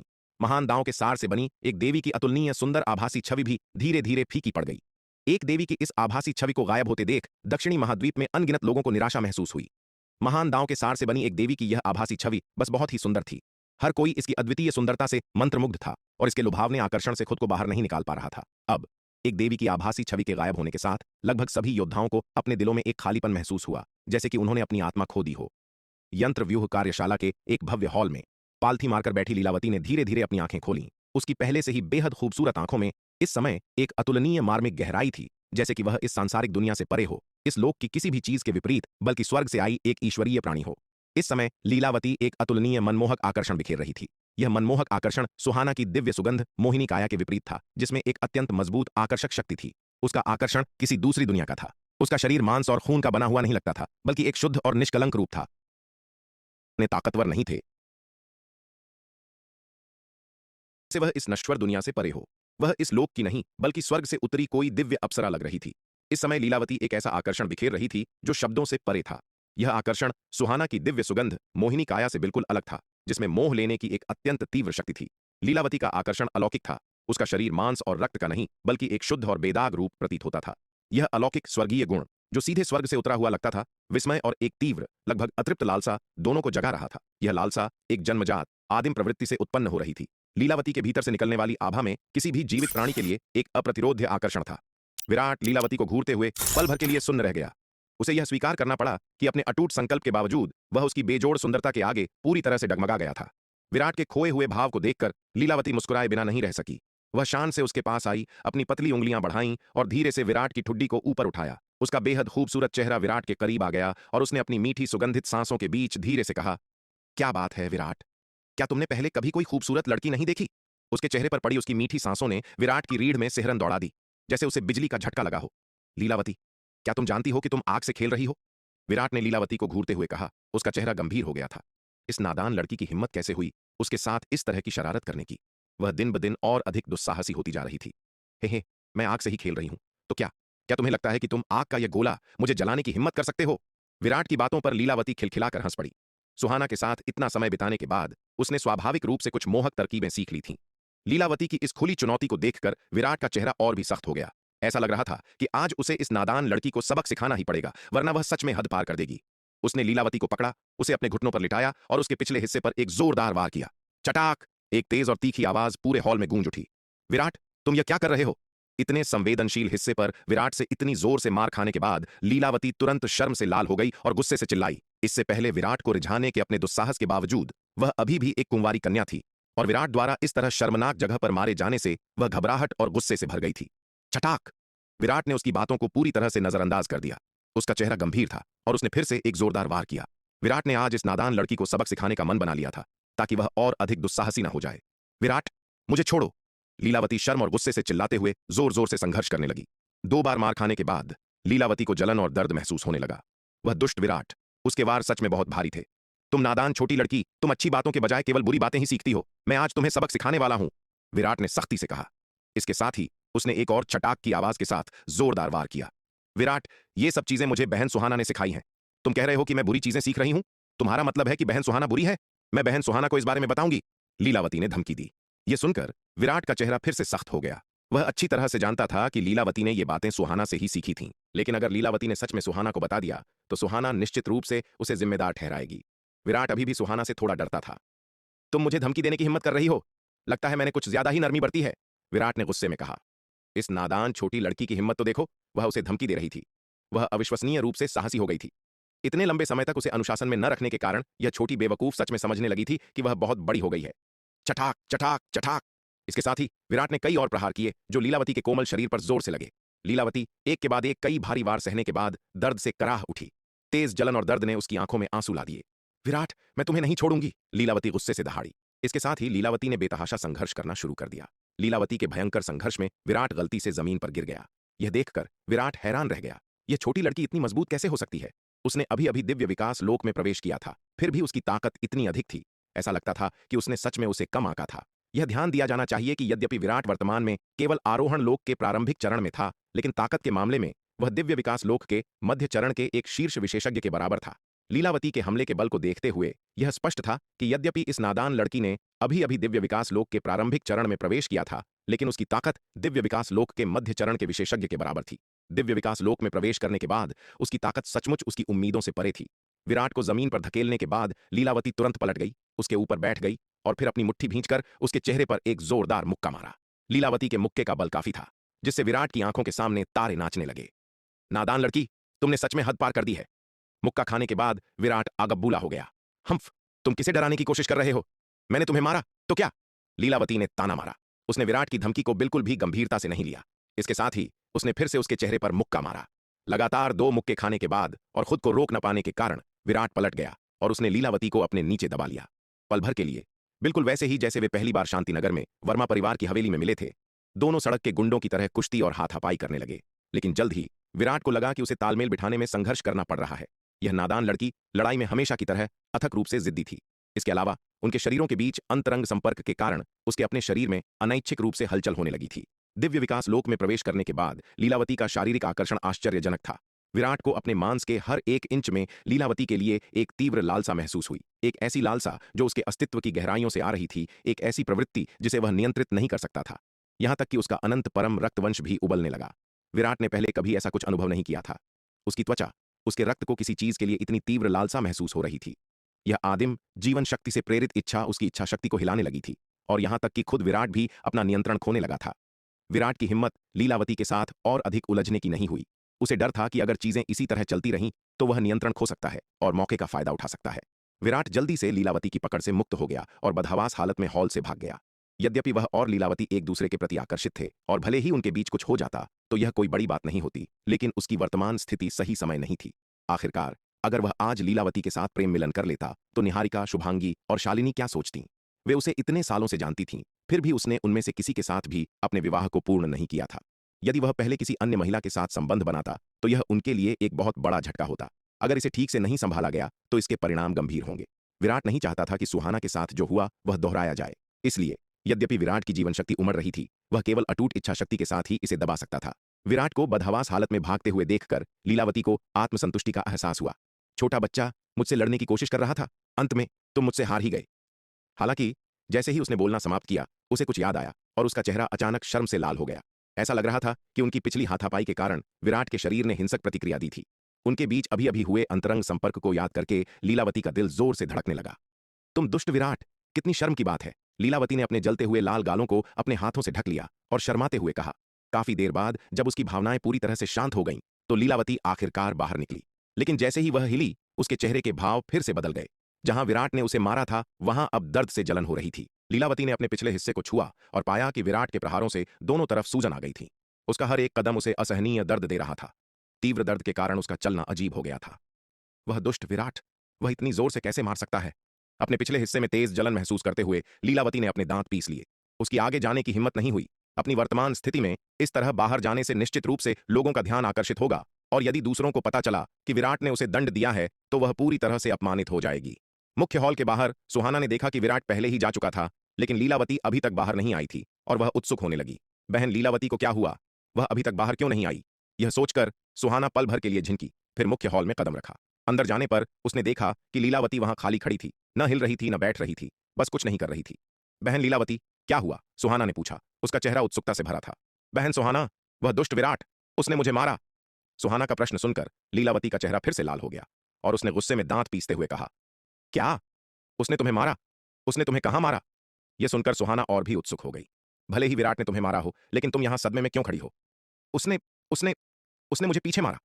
हालांकि यह कहना सच में बहुत मुश्किल था। सुहाना आखिरकार उसकी सबसे अच्छी दोस्त थी, इसलिए लीलावती ने हकलाते हुए आखिरकार यह कह ही दिया, क्या? उसने तुम्हें पीछे मारा?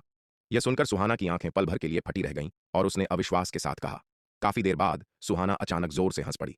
बहन सुहाना, तुम अभी भी हंस रही हो, तुम बहुत दुष्ट हो। सुहाना को इतनी जोर से हंसते हुए देखकर लीलावती गुस्से से कहे बिना नहीं रह सकी। हा हा हा, विराट ने सच में तुम्हें दंड दिया, यह तो अभूतपूर्व है। सुहाना जोर से हंसे बिना नहीं रह सकी। कुछ देर हंसने के बाद यह देखकर कि लीलावती का चेहरा गुस्से से लाल हो चुका था, सुहाना ने जल्दी से हंसना बंद कर दिया। बहन लीलावती, चलो वापस चलते हैं। यह देखकर कि लीलावती सच में थोड़ी नाराज थी, सुहाना जल्दी से आगे बढ़ी और उसका हाथ पकड़ लिया। आखिरकार यह यंत्रव्यूह कार्यशाला में माया का निवास स्थान था। चूंकि वहां और कुछ नहीं हो रहा था, इसलिए उन्हें अपने अपने घर वापस जाना चाहिए था। यद्यपि माया के साथ उनका रिश्ता ठीक था, लेकिन उनकी दोस्ती बहुत गहरी नहीं थी और वे उसके घर पर और अधिक समय तक नहीं रुक सकती थीं। अप्रत्याशित रूप से जब उसने खींचा तो लीलावती टस से मस नहीं हुई। बहन सुहाना, मैं बेहतर होगा कि मैं अभी वापस ना जाऊं, लीलावती ने कहा। उसका चेहरा लाल था। वापस नहीं जाओगी? क्यों? लीलावती की बातें सुनकर सुहाना हैरान रह गई। मुझे मुझे अभी चलने फिरने में थोड़ी दिक्कत हो रही है, लीलावती ने कहा। उसका चेहरा लाल था। चलने फिरने में दिक्कत हो रही है? तुम्हें चलने फिरने में दिक्कत क्यों हो रही है? सुहाना ने उत्सुकता से पूछा। यह सब उस दुष्ट विराट के कारण है, लीलावती ने गुस्से में कहा। क्या सच में विराट ने तुम्हें इतनी बुरी तरह पीटा? सुहाना ने उलझन में पूछा। वह लीलावती के पीछे गई और लीलावती के वस्त्र थोड़े सरकाए। बहन सुहाना, तुम क्या कर रही हो? सुहाना की हरकतों पर लीलावती शर्म से लाल हो गई। हालांकि वे अक्सर घर पर एक दूसरे के काफी करीब होती थीं, यहां तक कि बिस्तर पर बिना कपड़ों के भी खेलती थीं, लेकिन सुहाना द्वारा अपने वस्त्र इस तरह सरकाए जाने पर लीलावती को अभी भी शर्म महसूस हो रही थी, खासकर इसलिए क्योंकि उसका पिछला हिस्सा अभी भी लाल और सूझा हुआ था। सुहाना ने लीलावती के वस्त्र सरकाए और यह देखकर हैरान रह गई कि लीलावती का पूरा पिछला हिस्सा लाल और सूझा हुआ था। कोई आश्चर्य नहीं कि लीलावती बाहर जाने की हिम्मत नहीं कर रही थी। विराट ने उसे इस तरह से मारा था। बहन लीलावती, तुमने ऐसा क्या किया कि विराट ने तुम्हारे साथ इतना बुरा व्यवहार किया? सुहाना ने उत्सुकता से पूछा। लेकिन इस बार चाहे उसने कितना भी पूछा, लीलावती ने कुछ भी बताने से इनकार कर दिया। यह बात करने के लिए बहुत ही शर्मनाक बात थी और यहां तक कि अपनी सबसे अच्छी दोस्त सुहाना के साथ भी लीलावती इसे कहने की हिम्मत नहीं जुटा पाई। वह यह नहीं कह सकती थी कि उसने जानबूझकर विराट को रिझाया था, जिसके कारण उसने उसे इतनी बुरी तरह मारा था। लीलावती के हिचकिचाहट और अजीब व्यवहार को देखकर सुहाना की उत्सुकता और बढ़ गई। बहन लीलावती, क्या ऐसा हो सकता है कि तुमने और विराट ने अपना रिश्ता पूर्ण कर लिया हो? सुहाना ने करीब झुककर कानाफूसी की। बहन सुहाना, तुम क्या कह रही हो? सुहाना की बातें सुनकर लीलावती शर्म से लाल हो गई और नखरे दिखाते हुए कहा। हालांकि अभी जो कुछ भी हुआ था उसके बारे में सोचकर वह और विराट सच में उस हद तक पहुंच ही गए थे। आखिरकार विराट के शरीर ने पहले ही इतनी हिंसक प्रतिक्रिया दी थी। शांतिनगर और पवनगढ़ अकादमी में उसने विराट के साथ कई बार कुश्ती और हाथापाई की थी, लेकिन विराट ने कभी भी आज जैसी हिंसक प्रतिक्रिया नहीं दी थी। इसके अलावा वह महसूस कर सकती थी कि अंतिम क्षण में विराट खुद को रोक नहीं पा रहा था। वह स्पष्ट रूप से महसूस कर सकती थी कि उस क्षण विराट के शरीर और उसकी इच्छा शक्ति दोनों में उसके लिए एक अत्यंत तीव्र लालसा थी। हालांकि विराट ने अभी भी अंतिम क्षण में खुद को रोक लिया और वह अंतिम कदम नहीं उठाया। अगर तुम और विराट अपना लक्ष्य प्राप्त कर लेते हो तो मैं सच में तुम्हें बधाई दूंगी, सुहाना ने मुस्कुराते हुए कहा। उसके शब्द केवल विनम्रता के नहीं थे। वह और लीलावती बहनें थीं और ऐसी औपचारिकताओं की कोई आवश्यकता नहीं थी। वह सच्चे दिल से चाहती थी कि लीलावती और विराट अपना लक्ष्य प्राप्त कर सकें। वैसे भी विराट के आसपास पहले से ही बहुत सी महिलाएं थीं, इसलिए अपनी अच्छी बहन को उसका हक दिलाना बेहतर था, बजाय इसके कि दूसरी महिलाएं उसका फायदा उठाएं। बहन सुहाना, मैंने सच में ऐसा नहीं किया। यह सुनकर लीलावती घबरा गई। ठीक है, मुझे पता है तुमने नहीं किया। लीलावती की सच्ची घबराहट को देखकर सुहाना ने जल्दी से उसे सांत्वना दी। दिव्य सुगंध मोहिनी काया का अभ्यास करने के बाद वह आसानी से बता सकती थी कि लीलावती कुंवारी है या नहीं। उसने अभी अभी लीलावती की आभा को महसूस किया था और यह स्पष्ट था कि लीलावती का कौमार्य अभी भी बरकरार था। बहन लीलावती, अब तुम्हारी क्या योजना है? सुहाना ने पूछा। मैं कुछ दिनों के लिए माया के साथ रहूंगी, लीलावती ने शर्माते हुए कहा। चोट ठीक होने के बाद मैं चली जाऊंगी। ठीक है, तो मैं भी तुम्हारे साथ यहीं रहूंगी, सुहाना ने मुस्कुराते हुए कहा। अगर लीलावती इस तरह बाहर जाती तो दूसरों के लिए गलत समझना सच में आसान हो जाता। उसके चलने के तरीके से लोगों को लगता कि उसने और विराट ने अंदर कुछ अंतरंग किया है। तुरंत सुहाना ने लीलावती की पतली कमर में अपना हाथ डाला और माया को खोजने के लिए उसे मुख्य हॉल से बाहर निकालने में मदद की। माया, क्या मैं कुछ दिनों के लिए यहां रह सकती हूं? लीलावती ने माया से पूछा। कोई बात नहीं, मेरे पास यहां बहुत जगह है, तुम जब तक चाहो रह सकती हो। माया ने तुरंत सहमति दे दी। माया स्वभाव से मिलनसार थी और दोस्त बनाना पसंद करती थी। इसके अलावा वह लीलावती को बहुत पसंद करती थी, खासकर इसलिए क्योंकि लीलावती में एक अत्यंत तीव्र आकर्षण था जिसने उसे भी कुछ हद तक ईर्ष्यालु बना दिया था। जब उसके दिल में यह भावना पैदा हुई तो माया को यह भी लगा कि क्या वह थोड़ी विकृत है। वह एक महिला के शरीर के लिए कैसे लालायित हो सकती है। आखिरकार वह खुद एक महिला थी। यदि उसे किसी के लिए लालायित होना ही था तो वह विराट का शरीर होना चाहिए था, लीलावती का नहीं। माया को यह नहीं पता था कि लीलावती की गोरी त्वचा और नाजुक हड्डियां पुरुषों और महिलाओं दोनों के लिए अप्रतिरोध्य थीं और दोनों के लिए एक अविश्वसनीय रूप से मजबूत आकर्षण रखती थीं। यहां तक कि विराट भी अपनी अटूट इच्छा शक्ति के साथ उसकी बर्फीली कांचन जैसी त्वचा और हड्डियों के आगे लगभग घुटने टेक चुका था। तो माया की क्या बिसात। बेशक माया आखिरकार एक महिला थी और उसकी बर्फीली कांचन जैसी त्वचा और हड्डियों का आकर्षण पुरुषों पर पड़ने वाले प्रभाव की तुलना में बहुत कम तीव्र था। लीलावती और सुहाना के रहने की व्यवस्था करने के बाद माया अपने कमरे में लौट आई।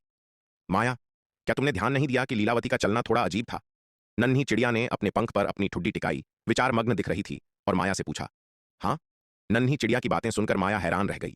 उसने वास्तव में इस पर ध्यान नहीं दिया था, लेकिन अब जब नन्ही चिड़िया ने यह बात छेड़ी तो वह पीछे मुड़कर सोचने से खुद को नहीं रोक पाई और अंत में सिर हिलाते हुए बोली, यह थोड़ा अजीब तो लग रहा है, लेकिन शायद वह ऐसे ही चलती है। हालांकि उसे यह भी याद था कि लीलावती का चलना पहले थोड़ा अजीब लग रहा था, लेकिन माया ने इस पर ज्यादा विचार नहीं किया। आखिरकार उसका लीलावती के साथ ज्यादा संपर्क नहीं था और उसने आमतौर पर यह नहीं देखा था कि लीलावती कैसे चलती है। यह लीलावती के चलने का सामान्य तरीका नहीं है। वह पहले इस तरह नहीं चलती थी, बस आज ही वह थोड़ी अजीब तरह से चल रही है। नन्ही चिड़िया ने अपने पंख फड़फड़ाते हुए कहा। उसने लीलावती के साथ बहुत समय बिताया था। पवनगढ़ अकादमी में वापस वे अक्सर आपस में झगड़ते थे, तो वह उसे कैसे नहीं जानती। नीलिमा, तुम्हारा इससे क्या मतलब है? माया ने उलझन में पूछा। वह भी एक भोली भाली युवती थी जो दिल के मामलों से अनजान थी, इसलिए उसे समझ नहीं आया कि नन्ही चिड़िया का क्या मतलब है।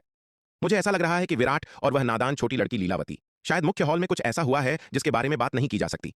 नन्ही चिड़िया ने अपने पंख पर अपनी ठुड्डी टिकाते हुए विचार मग्न होकर कहा। हालांकि नन्ही चिड़िया को भी दिल के मामलों के बारे में कुछ नहीं पता था। उसने बस यह देखा कि लीलावती का चलना आज थोड़ा अलग था। यही कारण था कि उसे यह अजीब लगा। जहां तक इस बात का सवाल है कि लीलावती इस तरह क्यों चल रही थी, यह उसे भी समझ में नहीं आया। भूल जाओ, किसे परवाह है, उनके साथ जो होता है उससे हमें कोई मतलब नहीं है। माया ने लापरवाही से अपना हाथ हिलाया। विराट महिलाओं से घिरा हुआ था। अगर उसके और लीलावती के बीच कुछ हुआ भी होता तो यह कोई आश्चर्य की बात नहीं होती। उसे कोई परवाह नहीं थी। नन्ही चिड़िया की आंखें इधर उधर घूमी। उसके विचार माया से अलग थे। वह अच्छी तरह जानती थी कि विराट अपनी पत्नियों से डरा हुआ था, खासकर निहारिका, शुभांगी, शालिनी और यामिनी से। अगर वह विराट के खिलाफ कुछ सबूत ढूंढ ले तो वह उसे फिर से ब्लैकमेल कर सकती है। विराट अपने निवास पर लौटा, अनंतपरम मीनार के दूसरे स्तर में प्रवेश किया और अपने मन को शांत करने की कोशिश करते हुए ध्यान करना शुरू कर दिया। हालांकि इस बार उसने पाया कि उसने चाहे कितनी भी कोशिश की, वह अपने उबलते हुए रक्त को शांत नहीं कर पाया। उसकी जीवन प्रवृत्ति की वह तीव्र इच्छा लगातार उसकी इच्छा शक्ति और सुरक्षा पर प्रहार कर रही थी। आधा दिन बीत जाने के बाद कोई अन्य विकल्प न होने पर विराट ने अनंत परम मीनार से मदद मांगी। हालांकि अनंत परम मीनार ने कहा कि वह भी उसकी समस्या का समाधान नहीं कर सकती, क्योंकि उसकी रक्तवंश शक्ति लीलावती की हिमकांचन काया से पूरी तरह से उत्तेजित हो चुकी थी। सबसे अच्छा समाधान वास्तव में यह था कि वह लीलावती के साथ वहीं पर शारीरिक निकटता स्थापित करे। इससे न केवल उसकी समस्या हल हो जाएगी, बल्कि उसकी साधना में भी काफी वृद्धि होगी और यहां तक कि उसके अनंत परम रक्तवंश को भी अपार लाभ मिलेगा।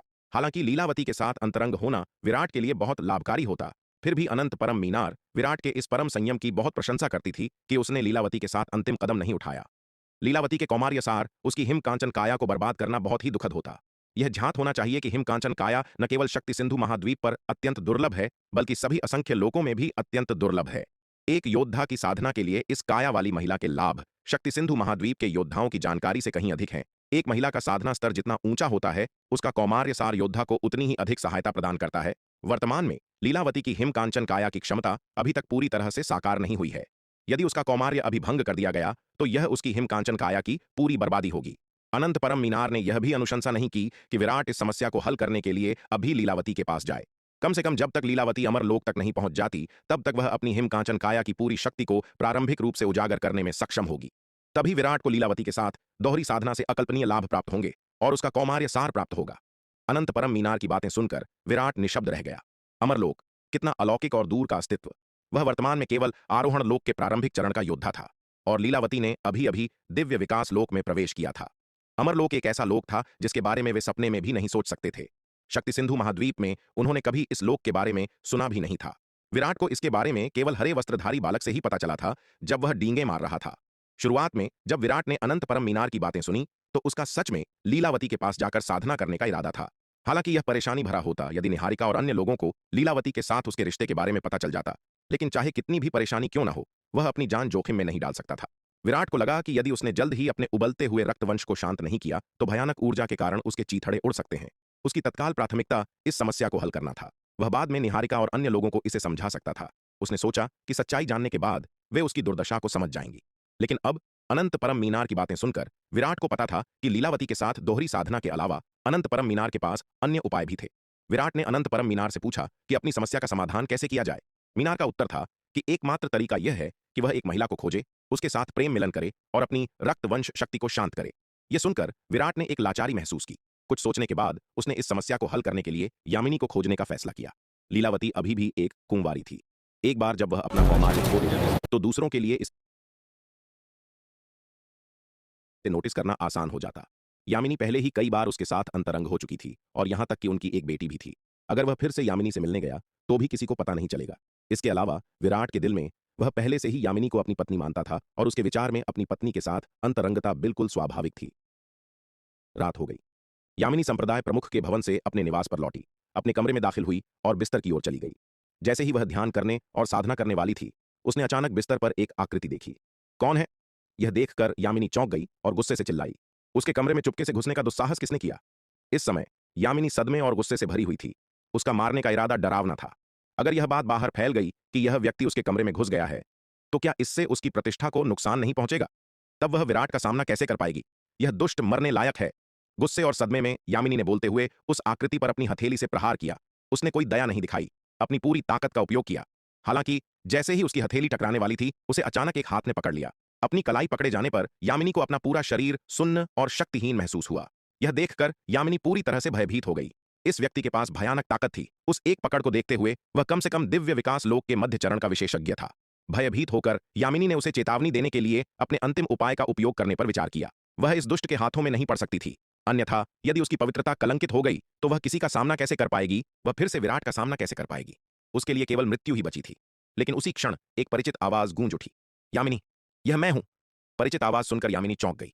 करीब से देखने पर उसने महसूस किया कि बिस्तर पर बैठा व्यक्ति कोई और नहीं बल्कि विराट था। कोई आश्चर्य नहीं कि वह बिना किसी आवाज के उसके कमरे में चुपके से घुसने में सक्षम था। यह वह दुष्ट ही था।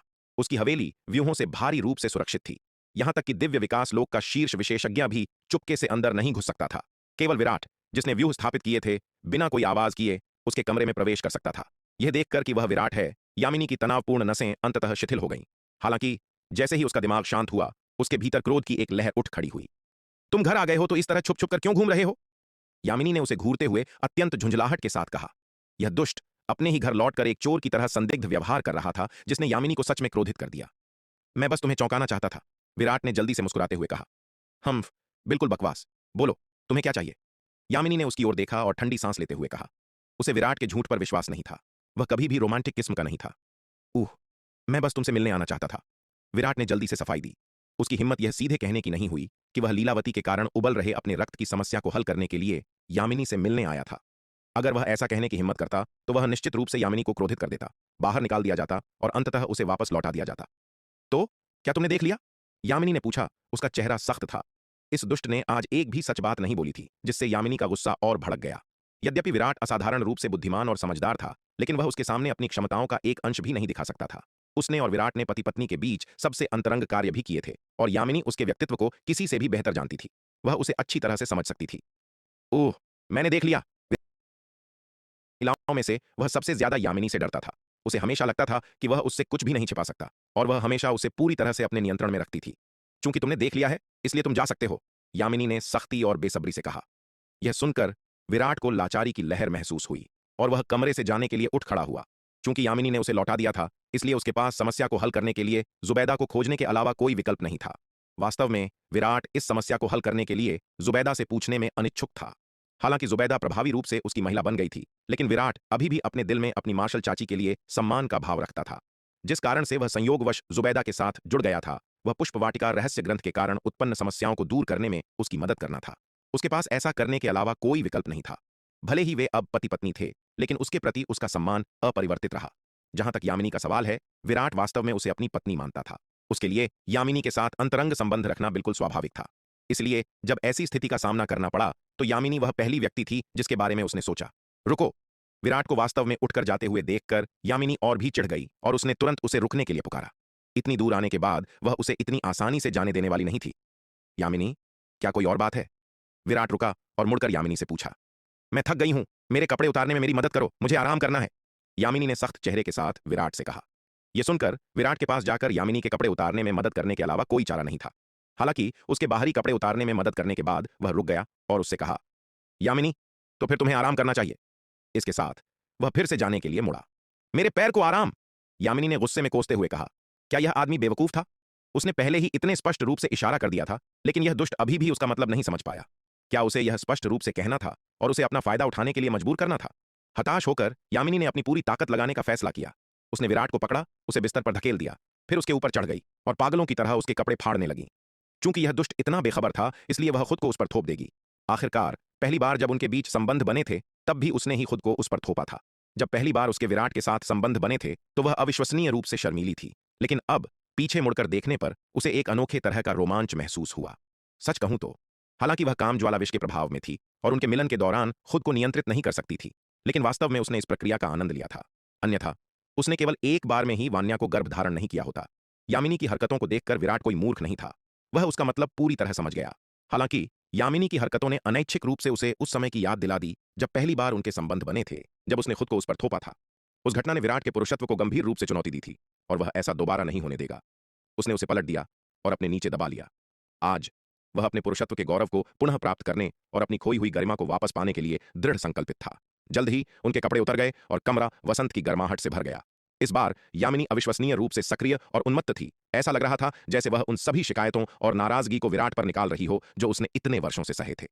उसने 3 दिनों और 3 रातों तक इस उन्मत्त मिलन को जारी रखा और उसके बाद ही रुकी। कमरे में जुनून कम हो गया और विराट ने यामिनी के चिकने शरीर को थाम लिया और वे एक दूसरे की बाहों में सो गए। यामिनी, मैंने इतने सालों में तुम्हारे साथ बहुत गलत किया है, विराट ने कोमलता से कहा, यामिनी के कोमल चिकने शरीर को गले लगाते हुए और उसके माथे को धीरे से चूमते हुए। उन 3 दिनों और रातों के उन्माद से वह यामिनी की नाराजगी और शिकायतों को स्पष्ट रूप से महसूस कर सकता था और अपराध बोध की भावना उसके भीतर उमड़ पड़ी। तुम दुष्ट, तुम जानते हो कि मेरे साथ गलत हुआ है। तुम सालों में एक बार भी मुझसे मिलने नहीं आए। विराट की बातें सुनकर यामिनी की आंखों में तुरंत आंसू आ गए। उसने अपनी मुट्ठी भींची और सिसकते हुए विराट की छाती पर जोर से मुक्का मारा। विराट की पत्नी बनने के बाद से दशकों से वह शायद ही कभी उससे मिलने आता था। कभी कभी केवल कुछ वर्षों में एक बार और कभी कभी तो 10 वर्षों में एक बार भी नहीं। अंतरंगता की तो बात ही छोड़ दो। चूंकि विराट उसके पास नहीं आता था, इसलिए वह उसे खोजने के लिए उसके निवास पर नहीं जा सकती थी। अन्यथा यदि अन्य महिलाओं को पता चलता कि वह विराट के निवास पर उसे बुलाने गई है, तो क्या वे उसे नीची नजर से नहीं देखती? यामिनी एक बहुत ही दृढ़ इच्छा शक्ति वाली व्यक्ति थी और तलवार संप्रदाय की वर्तमान प्रमुख के रूप में उसे स्वाभाविक रूप से अपनी गरिमा और प्रतिष्ठा पर विचार करना था। इसके अलावा वह मुख्य पत्नी के पद के लिए गुप्त रूप से शालिनी, निहारिका और अन्य लोगों के साथ होड़ कर रही थी, इसलिए वह उनके द्वारा नीचा दिखाए जाने का जोखिम नहीं उठा सकती थी। इसलिए इतने वर्षों से अपने मन में जो भी शिकायतें और नाराजगी थीं, उसके बावजूद यामिनी केवल चुपचाप उन्हें सह सकती थी। लेकिन आज विराट की बातें सुनकर वह अंततः इसे और बर्दाश्त नहीं कर सकी। इस समय यामिनी तलवार संप्रदाय की निर्णायक और गरिमामयी नेता से बहुत दूर थी। वह एक पीड़ित दब्बू पत्नी की तरह लग रही थी। अगर तलवार संप्रदाय के लोग उसे इस तरह देखते, तो वे शायद पूरी तरह से चकित रह जाते। आमतौर पर गरिमामयी, सुरुचिपूर्ण, अलग-थलग और प्रभावशाली यामिनी, जो सम्मान का आदेश देती थी, ने वास्तव में इतना कमजोर, स्त्री सुलभ पक्ष दिखाया था। यामिनी के दयनीय आंसुओं से भीगे चेहरे को देखकर विराट को और भी अधिक अपराध बोध हुआ। उसने उसकी भरपाई करने का फैसला किया। उसके कोमल चिकने शरीर को गले लगाते हुए और उसकी आंखों और भौहों को धीरे से चूमते हुए एक बार फिर उस पर कोमल स्नेह की वर्षा की। तलवार संप्रदाय, संप्रदाय प्रमुख का भवन। काव्या, हमने पिछले कुछ दिनों से संप्रदाय प्रमुख को क्यों नहीं देखा? तेजस सिंह ने काव्या से उत्सुकता से पूछा। यामिनी हमेशा अपने कर्तव्यों में मेहनती थी। दशकों से वह तलवार संप्रदाय में मौजूद थी। लगभग हर दिन संप्रदाय प्रमुख के भवन में बड़ी मात्रा में मामलों को संभालती थी। हालांकि वह पिछले कुछ दिनों से संप्रदाय प्रमुख के भवन में नहीं देखी गई थी। संप्रदाय प्रमुख के भवन के आंतरिक कर्मचारी जैसे तेजस सिंह, ललित और चेतन सभी बहुत उत्सुक थे। हालांकि यद्यपि ललित और चेतन उत्सुक थे, लेकिन उनकी पूछने की हिम्मत नहीं हुई। यामिनी संप्रदाय प्रमुख के भवन में हमेशा गरिमामयी और गंभीर रहती थी, जो महान अधिकार को प्रदर्शित करती थी। आमतौर पर ये आंतरिक कर्मचारी उसकी आंखों में देखने की भी हिम्मत नहीं करते थे, तो उसकी गपशप के बारे में पूछने की बात तो दूर की है। केवल तेजस सिंह, जो हमेशा अपनी सीमाओं से कुछ हद तक अनभिज्ञ रहता था और जिसके काव्या के साथ अच्छे संबंध थे, उसने आकर उससे जानकारी मांगने की हिम्मत की। क्या तुम्हें संप्रदाय प्रमुख के निजी जीवन में इतनी दिलचस्पी है? काव्या ने अपनी पलकें उठाईं, उसकी ओर देखा और उदासीनता से कहा, नहीं नहीं, मैं बस उत्सुक हूं। काव्या की कुछ चुभती हुई नजरों को महसूस करते हुए तेजस सिंह ने जोर से थूक निकला और तुरंत अपनी हार मान ली। जाओ अपना काम करो और ताक झांक मत करो। काव्या ने उसकी ओर देखा और उदासीनता से कहा, हाँ हाँ, काव्या सही कह रही है। तेजस सिंह ने बार बार सिर हिलाया। वास्तव में अपनी स्थिति को देखते हुए उसे काव्या के सामने इतना विनम्र होने की आवश्यकता नहीं थी। आखिरकार देवगढ़ संप्रदाय में उसने विराट के साथ जो दोस्ती बनाई थी, वह असाधारण रूप से गहरी थी। यहां तक कि यामिनी भी आमतौर पर उसके प्रति बहुत विनम्र रहती थी और उसके सामने संप्रदाय प्रमुख के रूप में कोई दिखावा नहीं करती थी। तेजस सिंह को यामिनी से डर नहीं लगता था, लेकिन वह काव्या से बहुत डरता था। काव्या की एक ही नजर उसे डर से कांपने पर मजबूर कर सकती थी। अंततः यह सब तलवार संप्रदाय के भीतर प्रचलित पत्नी से डरने वाले रवैये पर आकर सिमट जाता है। विराट से लेकर सबसे साधारण योद्धाओं तक पूरे संप्रदाय में शायद ही कोई ऐसा हो जो अपनी पत्नियों से न डरता हो। विराट के करीबी दोस्त के रूप में तेजस सिंह कोई अपवाद नहीं है। संप्रदाय प्रमुख के भवन में एक साथ काम करने के बाद तेजस सिंह और काव्या में समय के साथ स्वाभाविक रूप से एक दूसरे के प्रति भावनाएं विकसित हो गईं। स्वर्गगंध टॉवर की एक प्रतिष्ठित शिष्या काव्या यामिनी द्वारा अत्यधिक सम्मानित कनिष्ठ थी, जबकि तेजस सिंह देवगढ़ संप्रदाय का एक प्रमुख विलक्षण व्यक्ति था। वे एक दूसरे के लिए एकदम सही जोड़ी थे। हालांकि यदि तेजस सिंह काव्या के साथ रहता है तो विराट के साथ उसका रिश्ता दोस्तों से बदलकर विराट के कनिष्ठ के रूप में हो जाएगा। आखिरकार काव्या यामिनी की कनिष्ठ शिष्या थी और यामिनी और विराट पति पत्नी थे। यदि तेजस सिंह और काव्या दांववादी भागीदार बन जाते तो वह स्वाभाविक रूप से विराट का कनिष्ठ बन जाता। जब विराट को पता चला कि तेजस सिंह के मन में काव्या के लिए भावनाएं हैं तो उसने उसे इसके बारे में चिढ़ाया भी। बेशक विराट अभी भी दोनों को एक जोड़े के रूप में एक साथ लाने में खुश था।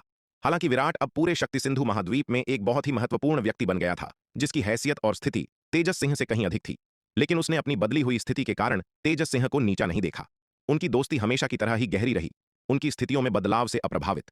केवल तेजस सिंह ही नहीं, बल्कि देवगढ़ संप्रदाय के विराट के पुराने दोस्तों जैसे ललित और रोहन ने स्वर्गगंध टॉवर की शिष्याओं को अपना भागीदार बना लिया था। बेशक कुछ लोग जो विराट के कनिष्ठ नहीं बनना चाहते थे वे भागीदार खोजने के लिए दिव्य पवन महल गए। कम से कम दिव्य पवन महल में विराट की वरिष्ठता उतनी हास्यास्पद रूप से उच्च नहीं थी जितनी कि स्वर्गगंध टॉवर वंशावली में थी। हालांकि दक्षिणी महाद्वीप के सभी संप्रदायों का तलवार संप्रदाय में विलय हो गया था, लेकिन उनकी मूल संप्रदाय प्रणालियों को भंग नहीं किया गया था, बल्कि वे तलवार संप्रदाय के अधीन व्यक्तिगत गढ़ों के रूप में मौजूद थीं। ललित, चेतन और संप्रदाय प्रमुख के भवन के अन्य सदस्य कई दिनों से यामिनी की अनुपस्थिति को लेकर पहले से ही काफी उत्सुक थे। जब तेजस सिंह ने काव्या से समाचार के बारे में पूछताछ की तो उन सभी ने अपने कान खड़े कर लिए, ध्यान से सुन रहे थे, यामिनी और विराट के बारे में कुछ गपशप प्राप्त करने की उम्मीद में। विराट का पत्नी से डरने वाला स्वभाव तलवार संप्रदाय के भीतर सामान्य ज्ञान था। वे सभी बहुत उत्सुक थे कि क्या यामिनी विराट के साथ हिसाब चुकता करने गई थी। हालांकि जब उन्होंने देखा कि तेजस सिंह काव्या के सामने एक दीवार से टकरा गया और चुपके से खिसक गया तो वे सभी पीछे हट गए, आज्ञाकारी रूप से अपने कार्यों पर ध्यान केंद्रित करते हुए आगे पूछताछ करने की हिम्मत नहीं की। स्वर्गगंध टॉवर वंशावली के भीतर काव्या की बहुत प्रतिष्ठा थी। उसे नाराज करने का मतलब घर पर जीवन भर की अशांति होगी। तलवार संप्रदाय यामिनी के निवास के अंदर विराट के साथ कई दिनों के भावुक प्रेम मिलन के बाद यामिनी अचानक उसकी बाहों से बाहर कूद गई और आनन फानन में कपड़े पहनने लगी। यामिनी, क्या हुआ? यह देखकर विराट बहुत उत्सुक था। मैं सफलता प्राप्त करने वाली हूं, यामिनी ने कपड़े पहनते हुए जल्दबाजी में कहा। काम खत्म करने के बाद यामिनी निवास से बाहर निकली, स्थानिक स्थानांतरण व्यूह के केंद्रीय केंद्र में गई और व्यूह के माध्यम से नवधारा महाद्वीप में प्रवेश किया और जययुग संप्रदाय के खंडहरों में एकांतवास में चली गई। जैसे ही उसने जययुग संप्रदाय के खंडहरों में प्रवेश किया, उनके ऊपर अजीबोगरीब खगोलीय घटनाएं दिखाई देने लगीं। विराट के साथ अपने सुख के दिनों के दौरान यामिनी के शरीर और मन को बहुत पोषण मिला था। स्वाभाविक रूप से उसने अर्धचरण दिव्य विकास लोक की बाधा को तोड़ दिया और दिव्य विकास लोक में प्रवेश कर लिया। विराट यामिनी के पीछे पीछे जययुग संप्रदाय के खंडहरों तक गया। जब उसने संप्रदाय के ऊपर असाधारण खगोलीय घटना देखी तो वह पूरी तरह से अवाक रह गया। वह पिछले कुछ दिनों से यामिनी की हरकतों से थक गया था, जबकि यामिनी ने इसके परिणाम स्वरूप दिव्य विकास लोक में सफलता प्राप्त कर ली थी। यह अंतर वास्तव में आश्चर्यजनक था। ऐसा लग रहा था कि इन स्थितियों में हमेशा उसे ही नुकसान उठाना पड़ता था। उसे याद आया कि हर बार जब वह जुबैदा के साथ प्रेम मिलन करता था तो उसके बाद उसकी साधना में काफी वृद्धि होती थी। विराट तुरंत निराश हो गया। उसे इससे कोई लाभ क्यों नहीं हुआ? इसके बजाय वह हमेशा बाद में थक जाता था और उसे ठीक होने में कई दिन लग जाते थे। पलक झपकते ही 3 दिन बीत गए। जययुग संप्रदाय के खंडहरों के ऊपर असाधारण खगोलीय घटना धीरे धीरे गायब हो गई और यामिनी दिव्य विकास लोक में सफलता प्राप्त करने के बाद खंडहरों से बाहर निकली। यामिनी, बधाई हो, विराट ने मुस्कुराते हुए उसे बधाई दी। इस बार मेरी सफलता का बहुत बड़ा श्रेय आपको जाता है। यामिनी ने अपनी खूबसूरत नम आंखों से उसकी ओर देखा और मुस्कुराते हुए कहा। जब विराट ने देखा कि यामिनी उसे इतनी तीव्र आंखों से घूर रही है जैसे वह उसे निगल जाना चाहती हो तो उसके दिल की धड़कन रुक गई और उसके सिर में झनझनाहट होने लगी। यामिनी, मुझे कुछ काम है, इसलिए मैं विदा लेता हूं, विराट ने जल्दी से कहा। यामिनी के उत्तर की प्रतीक्षा किए बिना वह मुड़ा और जितनी तेजी से भाग सकता था भाग गया। पिछले कुछ दिनों से यामिनी द्वारा प्रताड़ित किए जाने के बाद वह पहले से ही काफी थका हुआ महसूस कर रहा था। इसके अलावा उस समय यामिनी ने अभी तक दिव्य विकास लोक में सफलता प्राप्त नहीं की थी। अब जब यामिनी ने सफलता प्राप्त कर ली थी और उसका शरीर पूरी तरह से ठीक नहीं हुआ था, उसे यकीन नहीं था कि वह उसके प्रताड़ना के एक और दौर को सह पाएगा। अपने पुरुषत्व को बनाए रखने के लिए उसके लिए पहले चले जाना ही सबसे अच्छा था। विराट को भागते हुए देखकर यामिनी की आंखों में पछतावे की एक झलक दिखाई दी। कुछ दिन पहले विराट के साथ बिताए गए समय से वह अभी भी एक अविस्मरणीय सुखद एहसास महसूस कर रही थी। उसका इरादा अपनी सीमाओं को पार करने के बाद विराट के साथ एक भावुक मुलाकात शुरू करने का था, लेकिन उसे आश्चर्य हुआ कि विराट उसे बाहर आते ही भाग गया। उस मादक आनंद का स्वाद चखने के बाद यामिनी अब काफी आदी हो चुकी थी और विरोध करने में असमर्थ थी। हालांकि विराट पहले ही भाग चुका था और वह उसका पीछा नहीं कर सकती थी। यद्यपि वह अब विराट के सामने ऐसे मामलों के बारे में अपनी पिछली शर्म की तुलना में बहुत अधिक खुली थी, फिर भी उसे कुछ हद तक महिला सुलभ मर्यादा बनाए रखने की आवश्यकता थी। वह विराट के पीछे नहीं भाग सकती थी और उसके प्यार की भीख नहीं मांग सकती थी। वह कैसा लगेगा? इसके अलावा वह इतने दिनों से संप्रदाय प्रमुख के भवन में नहीं गई थी और संभवतः संप्रदाय के बहुत सारे मामले उसके पास जमा हो गए थे। तलवार संप्रदाय अब अविश्वसनीय रूप से विशाल था, जो खरबों से अधिक आबादी पर शासन कर रहा था। भले ही उसे केवल संप्रदाय के सबसे महत्वपूर्ण मामले सौंपे गए हों, फिर भी उसे हर दिन जितने मामलों को संभालना होता था उनकी संख्या अत्यधिक भारी थी। चूंकि विराट ने उसे तलवार संप्रदाय के संप्रदाय प्रमुख के रूप में नियुक्त किया था, इसलिए उसे स्वाभाविक रूप से इस भारी जिम्मेदारी को उठाना था और शयन कक्ष के सुखों में लिप्त नहीं होना था। इस प्रकार अपने कर्तव्यों की उपेक्षा नहीं करनी थी। तलवार संप्रदाय, खजाना विभाग। कितनी अजीब बात है, यामिनी का साधना स्तर अचानक इतना कैसे बढ़ गया और इतनी जल्दी दिव्य विकास लोक में कैसे पहुंच गया? शालिनी मन ही मन बड़बड़ाई। जब उसे खबर मिली कि यामिनी ने दिव्य विकास लोक में सफलता प्राप्त कर ली है, तो शालिनी खुद को संदेह और उत्सुकता की भावना महसूस करने से नहीं रोक पाई। वह, यामिनी, निहारिका और अन्य लोग हमेशा से गुप्त रूप से प्रतिस्पर्धा करते रहे थे, न केवल तलवार संप्रदाय के दैनिक मामलों में बल्कि अपने साधना स्तरों में भी। इतने सालों की प्रतिस्पर्धा के बाद यह तय करना मुश्किल था कि कौन किससे श्रेष्ठ है। यामिनी, जो संप्रदाय प्रमुख के भवन की अध्यक्षता करती थी, तलवार संप्रदाय के मामलों को सुव्यवस्थित ढंग से संभालती थी। यह सुनिश्चित करती थी कि तलवार संप्रदाय के फरमान सुचारू रूप से और कुशलता से लागू हों। शालिनी द्वारा खजाना विभाग के प्रबंधन ने तलवार संप्रदाय की रसद का सुचारू संचालन सुनिश्चित किया और युद्ध गुण विनिमय प्रणाली कुशलतापूर्वक और बिना किसी अराजकता के कार्य करती थी। निहारिका द्वारा शास्त्र भंडार के प्रबंधन ने तलवार संप्रदाय के हर शहर में एक शैक्षिक प्रणाली स्थापित की, जो इसके क्षेत्र के सभी लोगों को मार्शल आर्ट सीखने का अवसर प्रदान करती थी।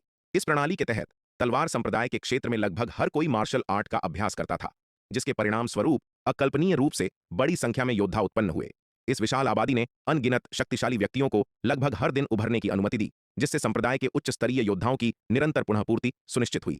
अंधकार पर्वत में अंधकार दानव वंश के खिलाफ तलवार संप्रदाय के युद्ध के दौरान यह विशेष रूप से स्पष्ट था। जैसे जैसे निहारिका की शैक्षिक प्रणाली के प्रभाव स्पष्ट होते गए, विराट और तलवार संप्रदाय के उच्च अधिकारियों ने इसकी अपार शक्ति को तेजी से पहचाना। यह ठीक इसी शैक्षिक प्रणाली के कारण है कि तलवार संप्रदाय को अपनी जनशक्ति के क्षरण के बारे में चिंता करने की कोई आवश्यकता नहीं है। योद्धाओं की भारी संख्या तलवार संप्रदाय को सैनिकों की लगभग अटूट आपूर्ति प्रदान करती है। शुरुआत में विराट को थोड़ी चिंता थी कि तलवार संप्रदाय इस लंबे समय तक चलने वाले युद्ध में अंधकार दानव वंश को हरा नहीं पाएगा। हालांकि जैसे जैसे समय बीतता गया, विराट को एहसास हुआ कि उसकी चिंताएं पूरी तरह से अनावश्यक थीं। योद्धाओं के इतने बड़े समूह के साथ जब तक पर्याप्त वित्तीय संसाधन थे, तलवार संप्रदाय हर लड़ाई के साथ मजबूत होता जाएगा, अपने उच्च स्तरीय विशेषज्ञों को निखारता जाएगा। इसके अलावा इस शैक्षिक प्रणाली के पोषण के तहत और युद्ध गुणों के आदान प्रदान के लिए तलवार संप्रदाय की निष्पक्ष और न्याय संगत प्रणाली के साथ तलवार संप्रदाय का लगभग हर योद्धा योग्यता के लिए तरसता है और मृत्यु के सामने निडर है। इस लंबे युद्ध ने न केवल तलवार संप्रदाय के मनोबल को कम नहीं किया, बल्कि इसके विपरीत वे जितना अधिक लड़े, उनका मनोबल उतना ही अधिक बढ़ा। इसलिए यामिनी, शालिनी और निहारिका की जिम्मेदारियां तलवार संप्रदाय के लिए अविश्वसनीय रूप से महत्वपूर्ण की जिम्मेदारी अधिक महत्वपूर्ण है। यदि उनके संबंधित प्रणालियों में से किसी को भी हटा दिया जाता है, तो संप्रदाय का संचालन गंभीर रूप से क्षतिग्रस्त हो जाएगा। इस प्रकार इस संबंध में तीनों समान रूप से मेल खाते हैं, जिसमें कोई स्पष्ट विजेता नहीं है। वास्तव में शास्त्र भंडार में ग्रंथों को व्यवस्थित करने पर शुभांगी का काम और सैन्य विभाग पर जनरल रिया का काम यामिनी, शालिनी और निहारिका की तुलना में कम महत्वपूर्ण नहीं है। इसलिए यामिनी, शालिनी, निहारिका, शुभांगी और जनरल रिया तलवार संप्रदाय में सर्वोच्च स्थिति और प्रतिष्ठा वाली 5 महिलाएं हैं। वे विराट की 5 सबसे लोकप्रिय जीवन संगिनियाएं भी हैं, जिनमें से प्रत्येक की एक बड़ी फॉलोइंग है। यह ठीक इसलिए था क्योंकि इन 5 महिलाओं ने तलवार संप्रदाय के भीतर इतनी उच्च प्रतिष्ठा और स्थिति रखी थी कि अपनी मुख्य पत्नी का फैसला करते समय विराट को एक अत्यंत कठिन विकल्प का सामना करना पड़ा। उसे समझ नहीं आ रहा था कि किसे चुना जाए। ऐसा मामला अगर खराब तरीके से संभाला गया तो न केवल उसके अपने घर में अराजकता पैदा हो सकती है, बल्कि पूरे तलवार संप्रदाय का मनोबल भी प्रभावित हो सकता है। कोई निर्णय लेने में असमर्थ विराट केवल देरी करने की रणनीति का सहारा ले सकता था, समय खरीदने की उम्मीद में। हालांकि विराट के किसी निर्णय के बिना यामिनी, शालिनी, निहारिका, शुभांगी और जनरल रिया प्रभुत्व के लिए लगातार होड़ करती रहीं, हमेशा एक दूसरे से आगे निकलने की कोशिश करती रहीं। कोई भी पीछे हटने को तैयार नहीं था। बेशक उनकी प्रतिद्वंद्विता स्वस्थ थी, वे चाहे कितना भी लड़े हों, यह हमेशा निष्पक्ष और पारदर्शी होता था, बिना किसी कुटिल तरीकों का सहारा लिए, और उनके संघर्षों ने कभी भी तलवार संप्रदाय के संचालन को प्रभावित नहीं किया। खजाना विभाग के मुख्य हॉल में शालिनी आगे पीछे टहल रही थी। काफी देर तक सोचती रही, लेकिन फिर भी यह समझ नहीं पाई कि यामिनी का साधना स्तर अचानक इतना कैसे बढ़ गया और वह दिव्य विकास लोक में पहुंचकर उनसे दूर कैसे चली गई। इन वर्षों में वह यामिनी, निहारिका, शुभांगी और जनरल रिया एक दूसरे के साथ प्रतिस्पर्धा कर रही थीं और उनके साधना में थे। इसलिए सैद्धांतिक रूप से दिव्य विकास लोक में उनकी सफलता में लगभग एक ही समय लगना चाहिए था, बहुत दूर नहीं। हालांकि यामिनी ने अचानक साधना में एक उछाल का अनुभव किया। एक ही बार में दिव्य विकास लोक में प्रवेश कर लिया, जिसने शालिनी को बहुत आश्चर्यचकित किया। वे सभी समान तकनीकों का अभ्यास करते थे, समान साधना संसाधनों का उपयोग करते थे और आमतौर पर अन्य मामलों में व्यस्त रहते थे, जिससे उनके पास साधना करने के लिए लगभग समान समय बचता था। तलवार संप्रदाय की अस्थि मज्जा शुद्धि और हड्डी मजबूत करने वाली गोली और तलवार संकल्प अभ्यास व्यूह के तहत उनकी मार्शल आर्ट की योग्यता मूल रूप से समान स्तर पर थी, जिसमें कोई भी अधिक उत्कृष्ट नहीं था। लेकिन अब यामिनी की साधना की गति अचानक उनसे इतनी तेज हो गई थी, जो थोड़ा बेतुका था। कारण का पता लगाने में असमर्थ शालिनी के पास इस मामले को अलग रखने के अलावा कोई विकल्प नहीं था। ऐसा लगता है कि मुझे और भी अधिक मेहनत से साधना करने की आवश्यकता है। मैं उस महिला यामिनी को बहुत पीछे नहीं रहने दे सकती, अन्यथा महारानी की प्रतियोगिता में क्या यामिनी को स्पष्ट लाभ नहीं होगा। तलवार संप्रदाय, शास्त्र भंडार। जब निहारिका को पता चला कि यामिनी ने दिव्य विकास लोक में सफलता प्राप्त कर ली है, तो वह संदेह से भर गई। कनिष्ठ भाई, क्या तुमने उस महिला यामिनी के साथ विशेष व्यवहार किया है? निहारिका ने श्वेत वस्त्रधारी विराट को घूरते हुए संदेहास्पद चेहरे के साथ कहा। तार्किक रूप से देखा जाए तो उस महिला यामिनी को उनकी तुलना में इतनी तेजी से साधना नहीं करनी चाहिए। आखिरकार हर कोई समान साधना संसाधनों का उपयोग करता है और यामिनी की साधना की योग्यता उनकी तुलना में बेहतर नहीं है। ऐसा कैसे हो सकता है? यह सुनकर श्वेत वस्त्रधारी विराट ने जल्दी से समझाया। क्या तलवार संप्रदाय के साधना संसाधन सभी सार्वजनिक नहीं है? आप सभी अच्छी तरह जानते हैं कि मेरे पास क्या खजाने और संसाधन हैं, तो मैं यामिनी का पक्ष कैसे ले सकता हूं? सच में? निहारिका ने कुछ संदेह के साथ उसकी ओर देखा। बेशक यह सच है। मेरी हिम्मत कैसे होगी अपनी वरिष्ठ बहन से झूठ बोलने की? श्वेत वस्त्र पहने विराट ने जल्दी से जवाब दिया। निहारिका की चुभती हुई नजरों के नीचे विराट को अपराध बोध महसूस हुआ। उसने यामिनी के साथ कोई विशेष व्यवहार नहीं किया था, बस उसका असली रूप उसके साथ सोया था। बेशक वह निहारिका को इसके बारे में नहीं बताएगा, अन्यथा उसके स्वभाव को देखते हुए वह निश्चित रूप से बहुत ईर्ष्यालु होगी और सीधे उसके असली रूप के पास जाकर खुद को उस पर थोप भी सकती है। दूसरी ओर शुभांगी, जो एक किताब पढ़ रही थी, ने फिर से अपनी किताब पढ़ने से पहले विराट को उदासीनता से देखा। हालांकि उसने कुछ नहीं कहा, लेकिन उसने गुप्त रूप से भविष्य में और अधिक मेहनत करने और यामिनी को उससे आगे नहीं निकलने देने का संकल्प लिया। यद्यपि शुभांगी नाम और प्रसिद्ध के प्रति उदासीन थी, निहारिका, शालिनी और यामिनी के विपरीत जो भयंकर प्रतिस्पर्धा कर रही थीं, फिर भी उसका अपना गौरव था। भले ही वह विराट की आधिकारिक पत्नी नहीं बन पाई, लेकिन वह साबित करना चाहती थी कि वह किसी से कम नहीं है। कब? तलवार संप्रदाय, सैन्य मुख्यालय।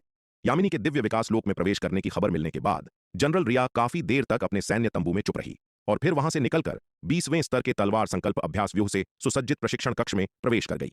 आज से वह साधना के लिए 20वें स्तर के तलवार संकल्प अभ्यास व्यूह का उपयोग करेगी। हालांकि सैद्धांतिक रूप से 20वें स्तर के तलवार संकल्प अभ्यास व्यूह के अतुलनीय रूप से तेज तलवार संकल्प का सामना करने के लिए कम से कम एक दिव्य विकास लोक विशेषज्ञ की आवश्यकता थी।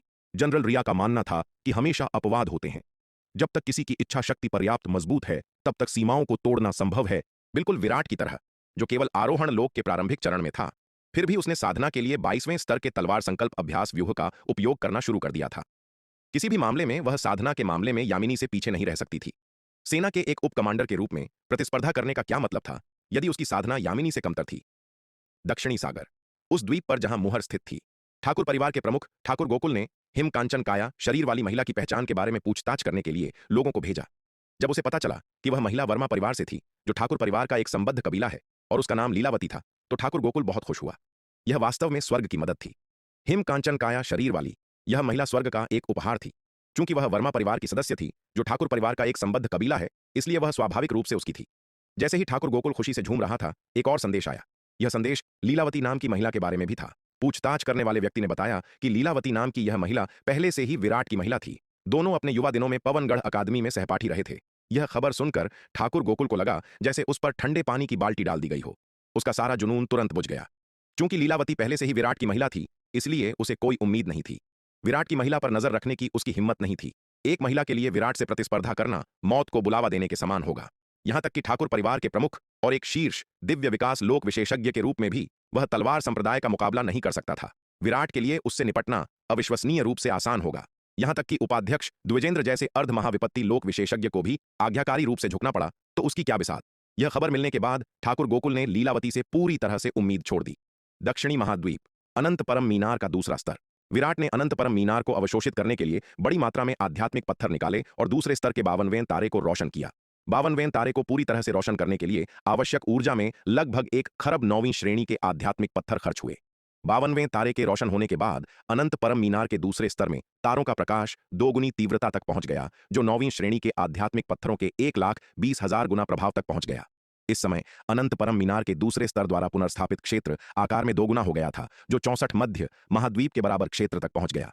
52वें रोशन तारे के बीच विराट को एक और व्यूह की विरासत मिली। इस बार विरासत में मिला व्यूह एक युद्ध व्यूह था, जिसे षटकोण बाण व्यूह कहा जाता है। षटकोण बाण व्यूह, हालांकि यह भी एक युद्ध व्यूह है, महासुवर्ण युद्ध व्यूह से अलग है, जो विराट को पहले प्राप्त हुई ताबीज व्यूह की विरासत है। महासुवर्ण युद्ध व्यूह आमतौर पर बड़े पैमाने पर लड़ाइयों के लिए उपयुक्त है। युद्ध बल में जितने अधिक सैनिक होंगे, महासुवर्ण युद्ध व्यूह उतना ही मजबूत होगा।